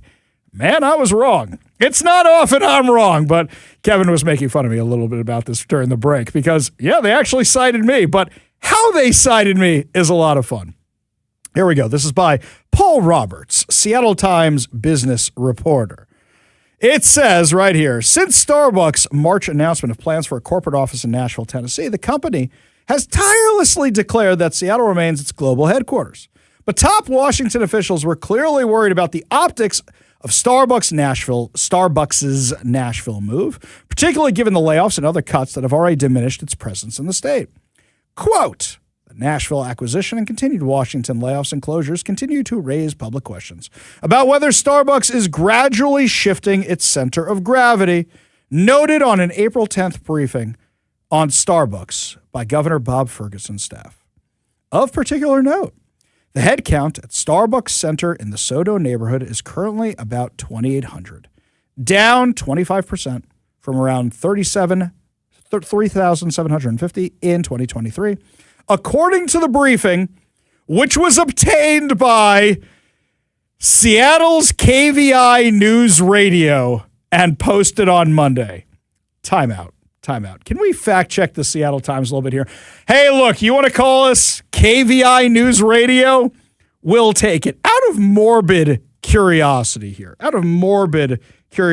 When you Google KVI, what comes up? Hang on, we're going to do this right now as an experiment. Does it say KVI News Radio? KVI Radio. Let's just Google that. KVI AM 570 Talk Radio. KVI is a commercial radio station in Seattle, Washington, which airs conservative talk radio format called News Talk 570 KVI. That's what it is, Kevin. That's the Mr. Google. That's what happened. Because I know that when you go to our website, does it say news radio anywhere? KVI, Seattle's conservative talk. Is there an about section here? All right, Kevin, we don't have an about section. We need a mission statement, Kevin. Mr. KVI, get on that. Write a mission statement. Our job at KVI is to make Ari Hoffman look as good as possible. I'm fine with that. I will put my stamp on that. Okay. Now we know where they got that from. But hey, I ain't complaining. What I find funny about this is the lawsuit against me, the lawsuit that I did against the Washington State Legislature and against the Washington Capital Correspondents Association for the fact that they wouldn't give me and Brandy Cruz and Jonathan Cho and many others press passes. Their big claim is I am not a journalist. That lawsuit is being funded by the Seattle Times. Thank you. What's your name, reporter? Paul Roberts. Thank you, Paul Roberts. Appreciate it. I appreciate that. Seattle KVI News Radio. That's great. Thank you. I do appreciate that. You just gave me some evidence in my case. I screenshotted that. I put it into the Wayback Machine. I sent that off to my lawyers right away. Thanks, guys. Appreciate it. As some Starbucks watchers will have noticed, 2,800 isn't that much larger than the 2,000-person staff planned for the 6-story, 250,000-square-foot office building, at least in Nashville. The briefing was prepping Ferguson for an April 15th meeting. I love the irony. We're going to talk about taxes on April 15th. An anticipated discussion of the Nashville office as well as the company's concern over taxes and the state's business climate. So far, this is all correct. On Tuesday, Ferguson's office confirmed he met with Nicole on April 15th, but didn't share additional details about what was discussed. You want those? You're going to have to get them from Hoffman. Starbucks wouldn't confirm the figures in the briefing. On Tuesday, a company spokesperson reiterated Starbucks' intent to remain headquartered in Seattle. Guys, we don't believe you anymore. We do not believe you. You are not staying. Maybe you'll keep the mermaid on top of the building and you keep employing one guy who just runs up the pride flag every year. Maybe. They said we remain deeply invested in Washington, where Starbucks was founded more than 50 years ago and continues to maintain its global headquarters.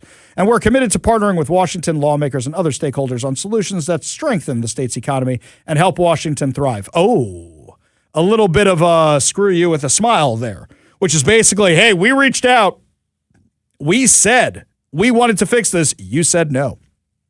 Starbucks says the national office will support blah, blah, blah, blah, blah. The Coffee Giant's lease at the Starbucks Center on Utah Avenue South runs through 2038 with no option for termination, according to a July credit rating report by Morningstar. But some industry experts and Starbucks employees think Nicole now wants to gradually shift more of Starbucks operations to Tennessee under a broader restructuring aimed at shaving costs and boosting growth. Oh, you mean you can't do that in Washington because of policies pushed by the Seattle Times and others? In any case, Starbucks' decision to expand to Tennessee and now its home state has become Exhibit A for local business leaders and commentators critical of what they see as Washington's high-tax, unfriendly business climate. Challenging that perception appears to have been the goal of the April 15th meeting, which came just days before Starbucks publicly shared the size of its Nashville office. No, the announcement of that came beforehand. This was a freakout in response to that. But okay, that's check number one. That's a little bit of a news mistake, but sure. The briefing called the meeting a key opportunity to make the case for why Washington and to gather information to inform your future strategy navigating Starbucks' continued corporate and retail presence. Blah, blah, blah, blah, blah. Scrolling down. Okay. This one here, where they talk about Howard Schultz wanting to leave, Starbucks still has these things. Here we go. It's unclear when Ferguson learned of Starbucks' Nashville plans or whether the April 15th meeting was the first time the two men discussed the move. Can we go to the videotape for a second? So you guys quoted me. You guys cited me. You guys cited these meeting notes I got. Literally in the meeting notes. It said there was a meeting on February 2nd where they discussed all of this and that this was a follow-up to that meeting. Guys, reading comprehension, not hard. Just read what's in front of you. I know it's painful because it's by Ari Hoffman and KVI. I know it's really, really painful. I know you're mad you have to admit you got scooped by me. I know that upsets you. But all the information you're looking for was in a social media post on X. Bet you guys are kicking yourselves for not filing that PDR earlier. We go to the KVI studio line, which is back. The bat phone is back. And we take a call from our friend Transit Joe. Transit Joe, what's going on? What's going on is the people finally are going to get a vote on the income tax scam, and I'm gonna vote. I'm so confused by this initiative that I hope that Brian Haywood will simply, instead of buying campaign ads, will very simply send postcards with the proper sponsor ID, please, to every single voter to make clear that voting yes on Initiative 645 is to repeal the income tax, correct? That's what they did last time too, Joe. And I remember a certain somebody calling my show to argue with me about how they weren't in favor of some of these initiatives. I'm glad you've come around, Joe. I still support the Climate Commitment Act. I think it's a great bill, and I think it's great to race. I want to thank everybody who voted for the CCA. Joe, you know I love you, and I know you like it because you think it funds transit. But are your grocery prices more expensive these days? Yes, I'm happy to bear that sacrifice for our climate. Are your utility prices more expensive these days? They're a little more expensive, but that's okay. We're helping protect the climate, and we're doing God's work. And Joe, I want to say, God has blessed the rest of us. what exactly have the numbers shown that we're protecting the climate? Well, we're having less people drive, and we're having more people fill public transit. No, Joe. No. I asked you what the numbers said. Can you give me the numbers? No, I don't have them in front of me. Wait, hang on. Do you know why you don't have them in front of you? It's not your fault. It's not your fault. Do you know why you don't have them in front of you? Do you know why? Because we have lazy bureaucrats in Olympia who don't just put them on a website and call it good and smoke a cigar and and go watch Top Gun Maverick 100 times. So you're phrasing it a little differently than I would. I wouldn't say lazy. I would say intentionally. They're in the middle of a lawsuit right now with the Washington Policy Center where they're refusing to release those numbers. Joe, why would you refuse to release those numbers? I would just release the damn numbers already, and I tell everyone to ride the bus. I tell everybody, hey, man, it's great. We have safe public transit now, and Claudia Badass Suchi got the job done. And also, Brad Haywood did, it's going to do great saving us from this income tax grab that wasted valuable legislative time. I mean, one of the bills that got killed for this greedy tax was a bill to keep public servants like legislators, prosecutors, mayors safe from harassment, and that bill got killed on this income tax greed.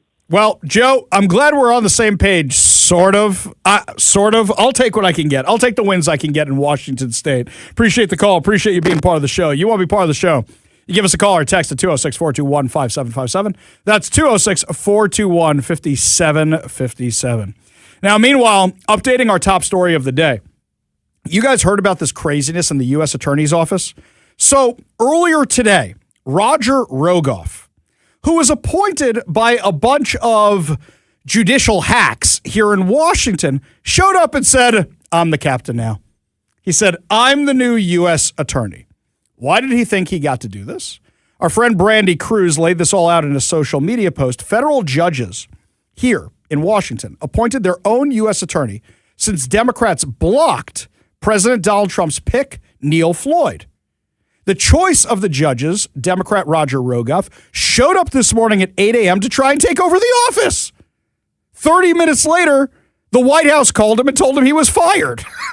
Okay, let's dig into this a little bit more so you understand all the nuance. Neil Floyd is President Donald Trump's nominee to serve as U.S. Attorney for the Western District of Washington. He is continuing to lead the office while awaiting Senate confirmation. Floyd, why would they not confirm this guy? He has nearly 3 decades of legal and public service experience.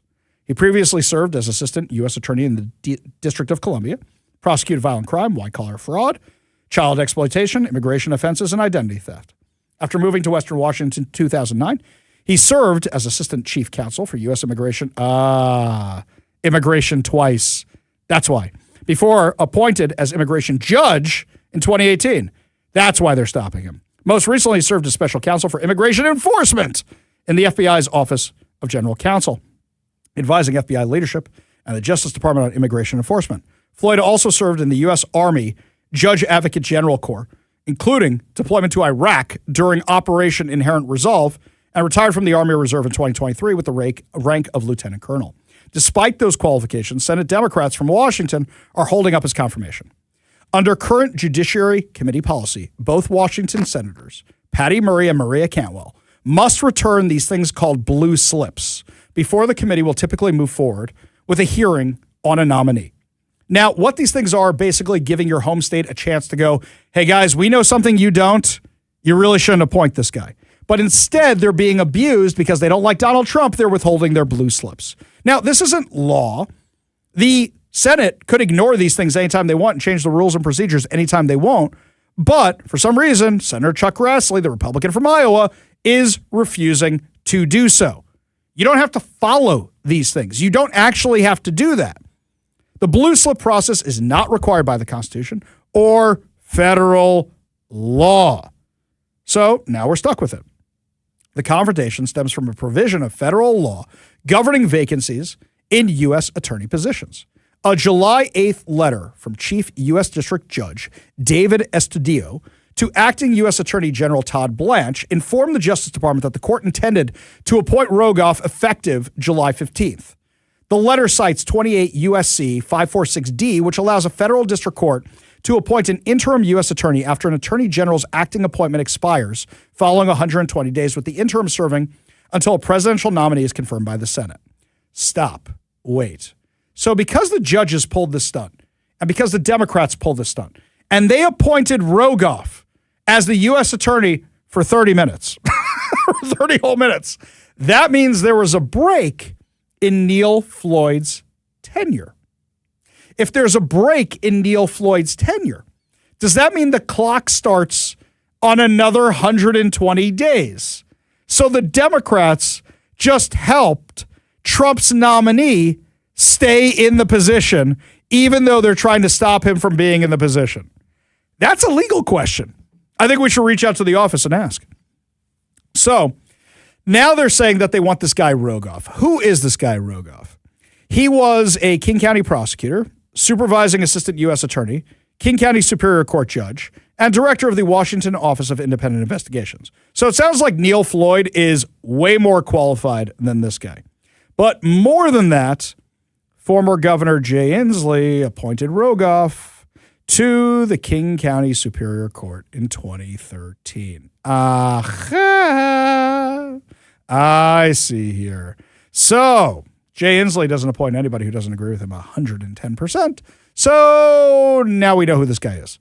And notice he doesn't have any of that immigration experience that Neil Floyd has.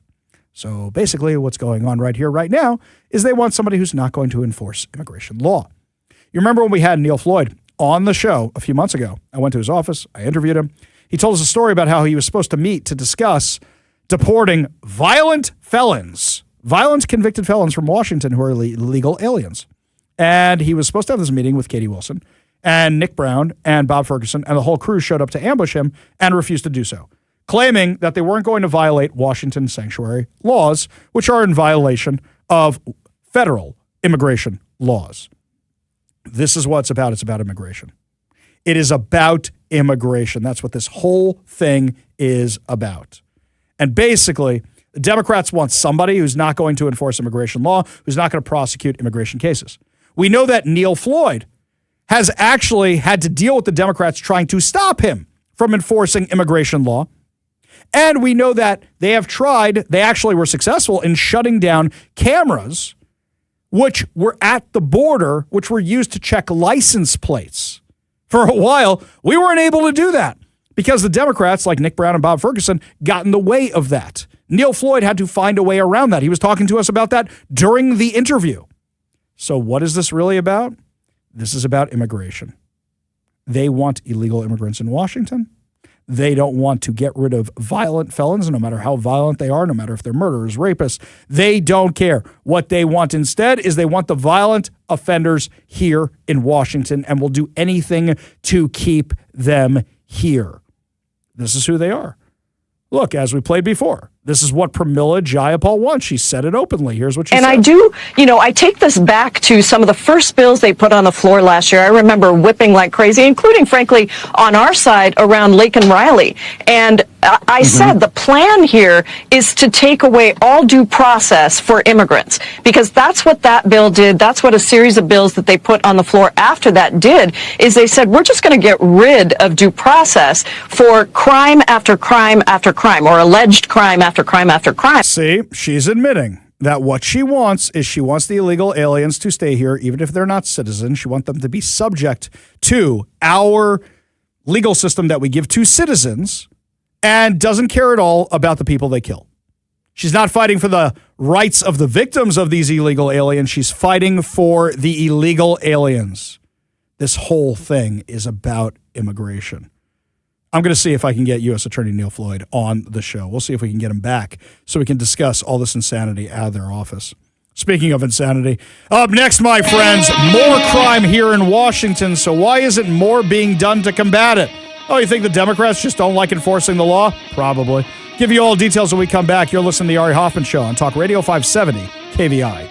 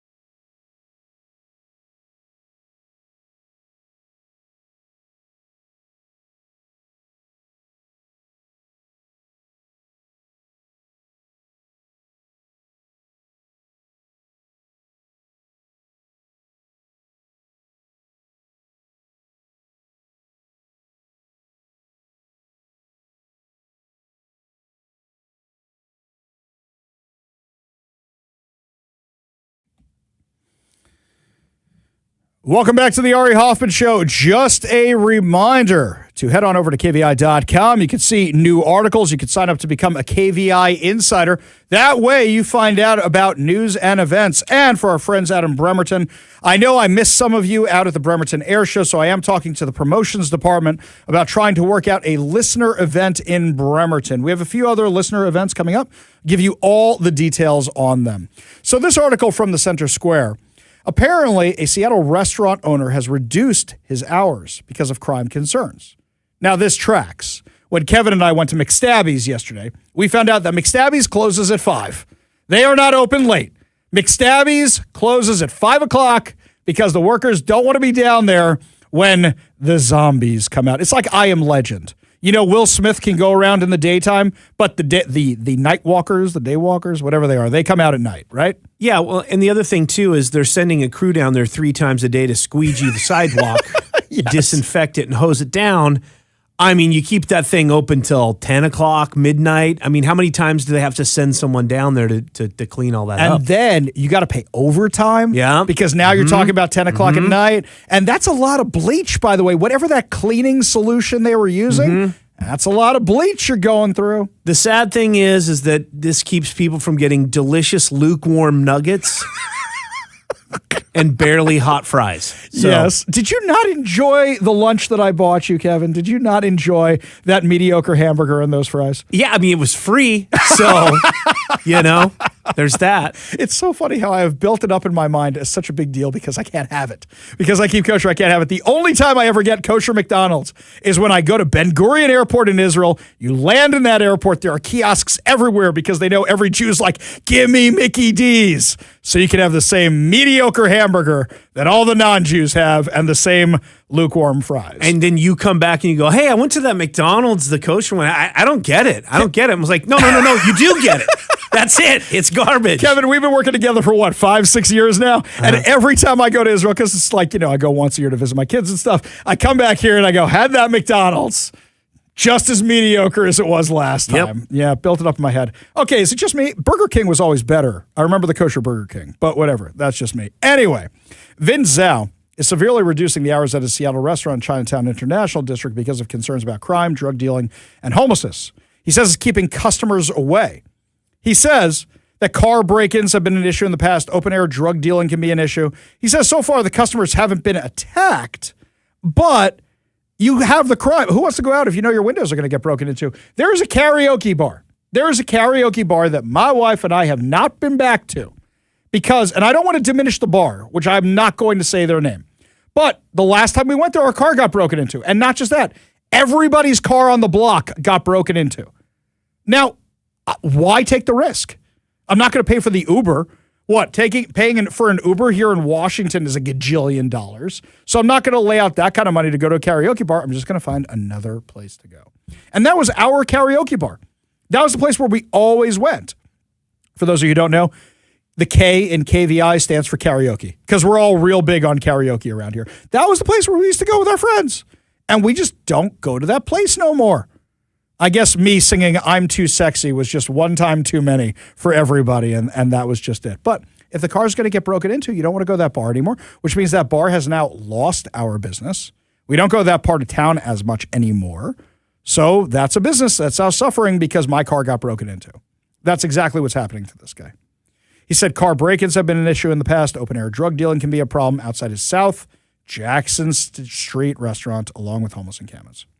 On July 9th, he closed his Jayapal seafood house on weekdays because business had dropped to a trickle over the last several days at South Jackson location. The restaurant was open for lunch and dinner every day except for Wednesday. Hours are now restricted to 10 a.m. to 3 p.m. on Saturday and Sunday for the restaurant, which has been open for a decade. Even then, he said he's not sure there'll be enough customers to stay in business. I had many jobs in the food industry when I was younger. Do you know what your 2 busiest times are? Lunch and dinner. Lunch and dinner are your 2 busiest times. If you're not open for one of those times, but you still have to pay your Seattle rent, and you still have to pay all your Seattle taxes, and you still have to pay all your Seattle regulations and health inspectors and everything else that come down, well, now you're not going to make as much money, and now you're in trouble. Now you're in trouble. He said, I don't think it's going to last. He He said he believes the perceptions of crime are as much of a deterrent to his business as real crime. In addition to the drug dealing, he said homeless encampments scare people. Well, yeah, they do. He says it's unsightly. Seattle Mayor Katie Wilson announced last month that the city is launching an effort to dismantle open-air drug markets and curb chronic crime in the South Jackson area. But we haven't seen any results of that. In fact, Jonathan Cho was out there just a couple days ago. You're like have your pants down, you're putting all this easy cheese on the ground? Come on, man. Look at this. This little basement entrance is now turned into a drug den. One of our major anchor restaurants has closed. That's Jayapal. We used to have many banquets here. I had many dinners here. It was a place for community to gather and to celebrate.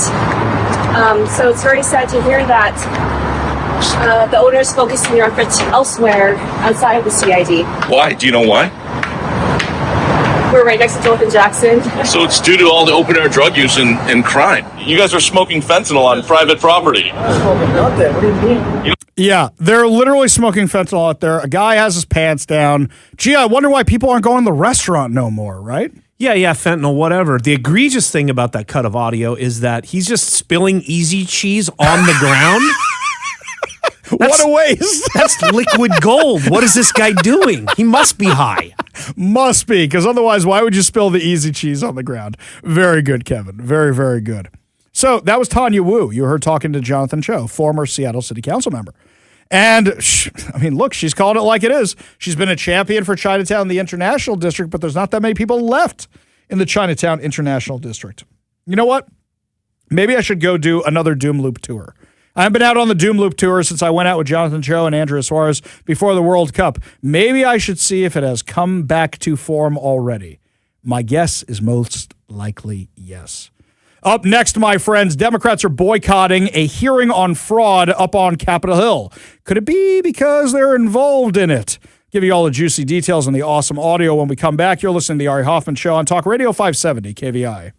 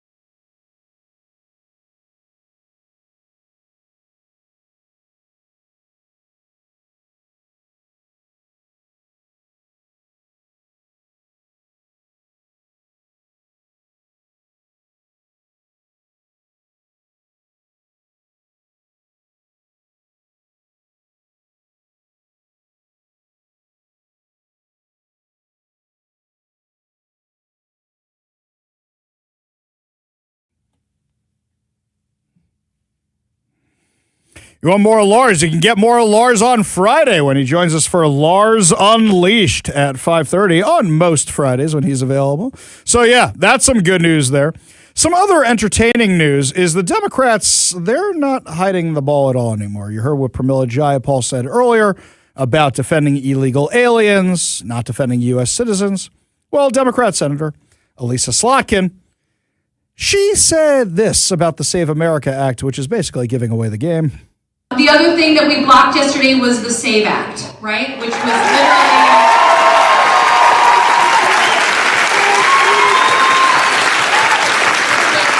literally allow this administration to rig our democracy so that it would be hard for any Democrat in any state to win any election.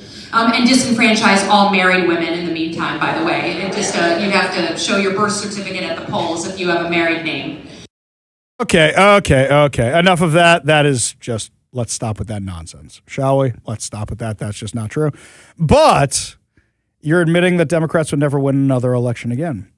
Could it be because you have illegal aliens voting for you? Could it be? And that you know it? Could it be? Today, Nick Shirley and James O'Keefe were testifying before Congress. They were testifying on fraud. James O'Keefe was more there to testify about voter fraud. So we'll get to Nick Shirley's financial fraud in a minute, but here's what James O'Keefe said he found on the streets of Los Angeles. We also found next ballot petitioners asking homes to sign in other people's names. We recorded over the shoulder one petitioner who took out his phone to access an online database to pull voter rolls and addresses. Quote, I have an Idaho address, said the voter. The petitioner says, I'm going to give you an address to write. Your name is Robert. Another says, I'm giving you a new name.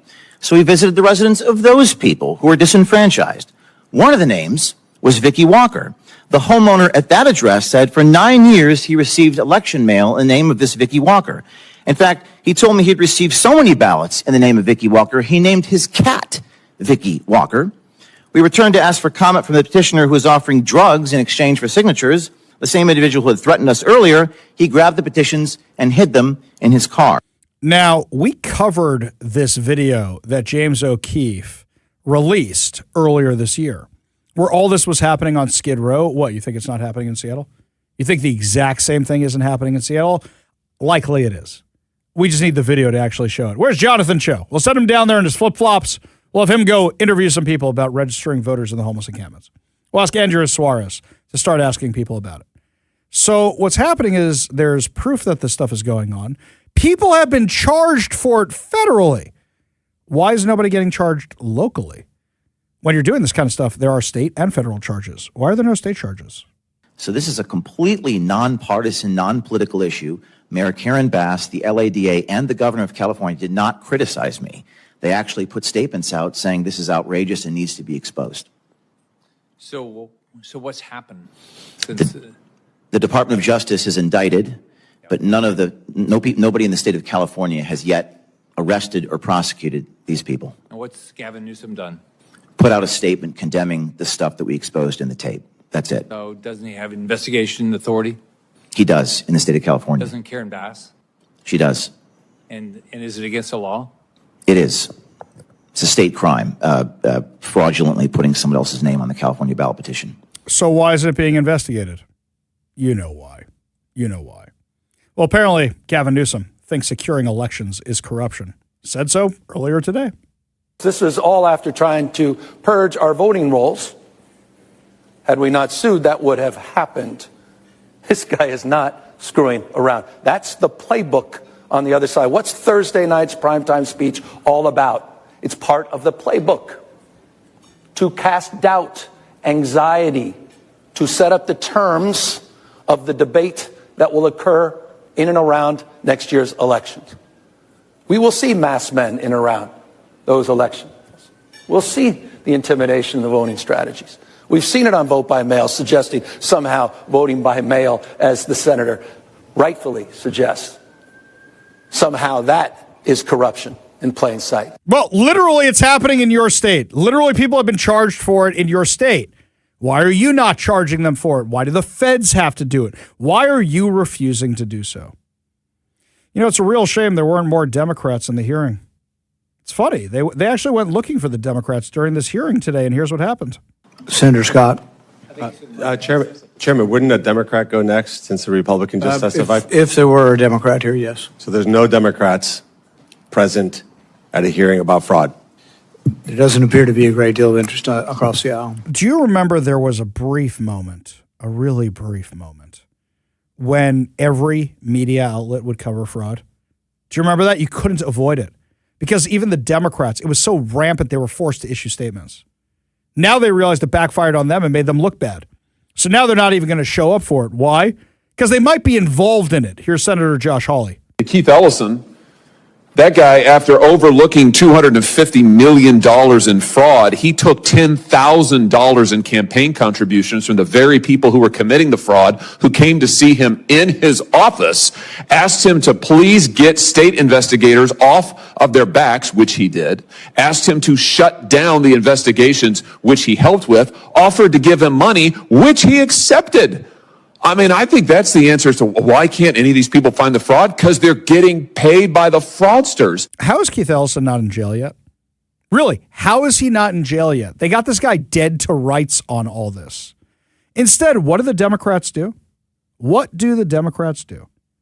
They try to pass laws to go after the people who are exposing the fraudsters. Here's what Nick Shirley had to say. You mentioned the Stop Nick Shirley Act. What is that? I mean, can you describe that in greater detail? Yeah, so that's a bill that's been created by Mia Bonta, the wife of the Attorney General of California. And the official title is AB 2624, and it's to provide, make it essentially illegal to expose and to film outside of immigration support service providers. That means any entity that provides services to illegal migrants, whether that be healthcare or legal fees. If I were to go out and film a video in front of one of these locations, perhaps an NGO like Churla that's received over $80 million from the government, and they give me a piece of paper and they say, hey, you cannot publish that video. If that bill passes, it'll be illegal for me to. So it really ought to be renamed the Protect Medicaid Fraudster Act. Yeah, that's really what it is. I literally wrote an op-ed on this for the New York Post just a couple months ago. Here, I'm going to quote me. I'm pretty smart sometimes. Up and down the West Coast, blue state lawmakers have leaped to respond by actively working to make it harder for journalists like me to do our jobs and expose fraud connections to daycare centers, hospices, home health care businesses, and more. In California, Democrats are pitching AB 2624, dubbed the Stop Nick Shirley Act, with claims it's a safety measure to protect immigrants and social service workers from harassment. But media watchdogs say it and the Democrats' efforts in other state capitals constitute a crackdown on the independent and citizen journalists who are exposing fraud in government, and warn that's just the start of a trend that could spread nationwide.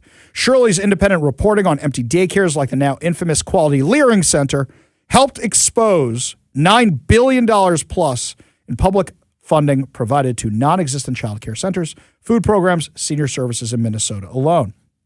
His work and tens of millions of YouTube views inspired other reporters to hit the streets across multiple states with cameras and stacks of public documents. California's law would criminalize the online sharing of photos or personal information of immigrant service providers if it's done for the purposes of quote-unquote harassment. And guess who gets to define what the harassment is? The bill leaves those terms undefined and open-ended so Democrats can claim that Nick Shirley is harassing people. So Ari Hoffman is harassing people. So Jonathan Cho is harassing people. So Carlene Johnson is harassing people. So Kristen Magg is harassing people. That's what they want to claim. A law like this would expose any investigative journalist to ceaseless accusations of harassment and incitement simply for sharing publicly available information. So when it used to be in the mid-90s to late 90s, early 2000s to about 2010, when news outlets used to have the Jesse Jones go out and investigate what's going on, the problem solvers, and all these different things, now that would be illegal because you claim you're harassing somebody that you're trying to get a story out of. Only good news to wrap up the show. Your good news headlines put a smile on your face heading into your beautiful evening commute. You're listening to The Ari Hoffman Show on Talk Radio 570 KVI.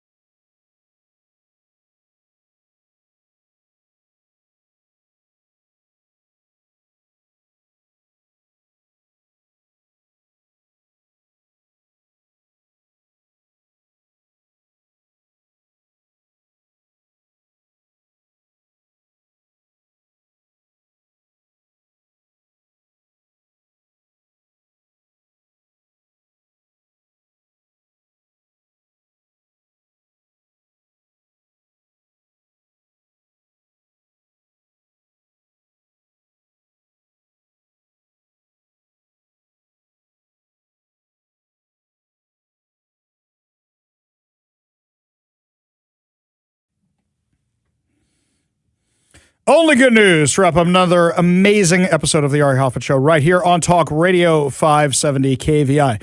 We don't normally get good news from the Department of Homeland Security, but I got a whole bunch of it here from these guys. So every day I get a press release from the Department of Homeland Security, worst of the worst. These are the ones we've arrested, and it's rapists and pedophiles and murderers. It's awful. It's awful. It's awful stuff. But I love when they send out the ones called the best of the best. ICE is nice. The National Immigration Customs Enforcement. I like that one. So, according to Homeland Security, the United States Department of Homeland Security commends the bravery of the U.S. Immigration and Customs Enforcement officer, Kirtland Sawyer, who performed life-saving medical care on a motorist who was involved in a serious car crash in Missouri.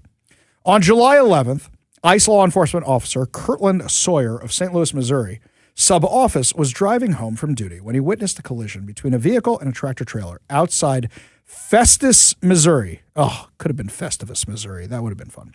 He immediately sprang into action and delivered life-saving medical care to the injured driver, including placing a tourniquet on the driver's arm to stop life-threatening bleeding.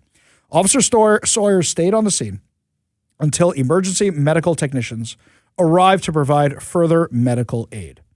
This wasn't just a collision, my friends. It looks like it's a Chevy SUV, and it's sandwiched under the tractor trailer, under the giant cargo trailer.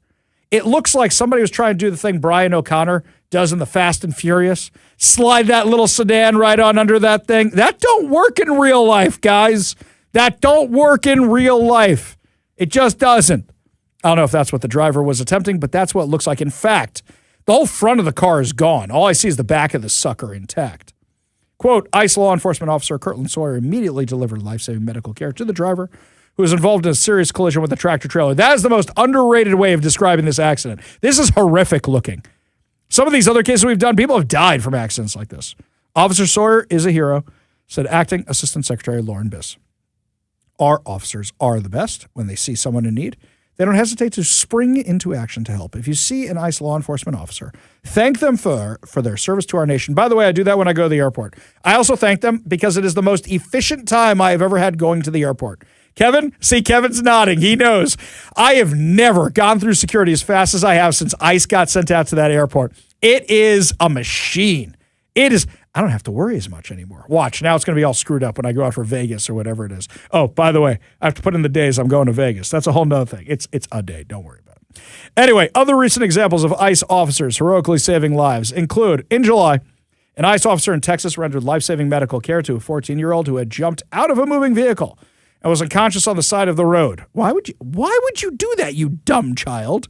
In June, ICE officers in Milwaukee rescued a woman who was trapped in her car after another car ran a red light and struck it, flipping the car on its side.